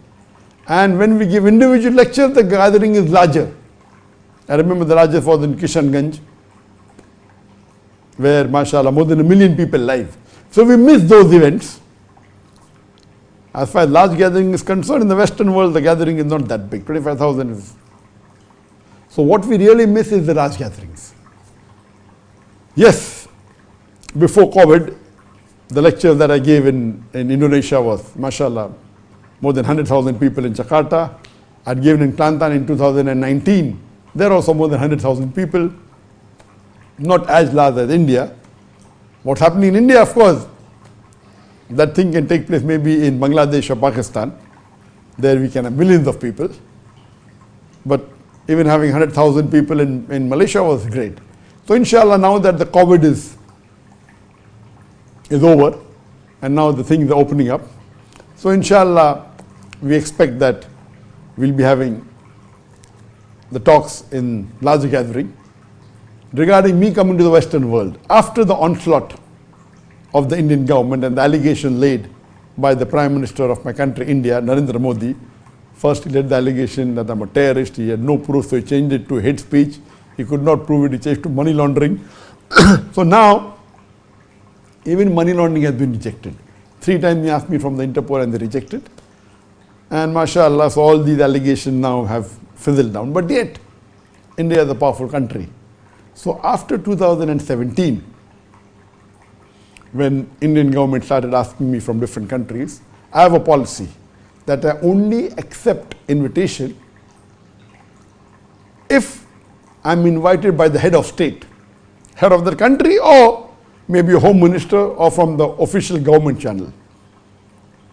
I stopped accepting invitation from individual organizations. Unless they don't get me a letter from the head of state, I don't travel. And of course, after 2017, I've been traveling mainly to Muslim countries. And yes, I did receive invitation from several non-Muslim countries. But the closest that I accepted it was in 2020 when I got an invitation from Canada. When one of the Muslim MPs in Toronto, he invited me and said that Justin Trudeau was going to be the chief guest, and he wanted me also to be one of the chief guests. And it was supposed to be organized in April 2020. And because it was from the government side and from Justin Trudeau, I had accepted the invitation. But unfortunately, COVID-19 came, and most of the countries in the world started being blocked from March onwards. So by the time April came, the date that we were supposed to have the conference, it got cancelled, and that was the last that, of course, I received invitation from many non-Muslim countries. But even there was a country, I won't name it, that gave me invitation from the head of state, from the president, but my advisors told me it's not safe to go there. Even though I got an invitation from the head of state, please don't go because they may be close to India, so I had to politely refuse. But normally, if I accept an invitation, it should be from the head of state, and I doubt the UK head of state will invite me. The problem I have is not with non-Muslims. Majority of the non-Muslims that watch my programs, more than 75%, they are my fans. The problem of mine is with the non-Muslim politicians, whether it be in UK where I started, whether it be India, whether it be Malaysia. The non-Muslim politician, because of the vote bank. You remember when the government changed in UK, previously the Labour Party was ruling, the Conservative came, Theresa May did not know me. She only asked, who is the most popular Muslim speaker who comes to UK? Zakir Bandit. So I was supposed to go in 2010. Wembley Arena was booked, and many of the stadiums were booked. Just a week before I came, they excluded me, that I'm not allowed to enter. These are politics. Same thing in India. The problem I have with the politician, because of the vote bank, they lay allegations against me. And I have the problem even in Malaysia.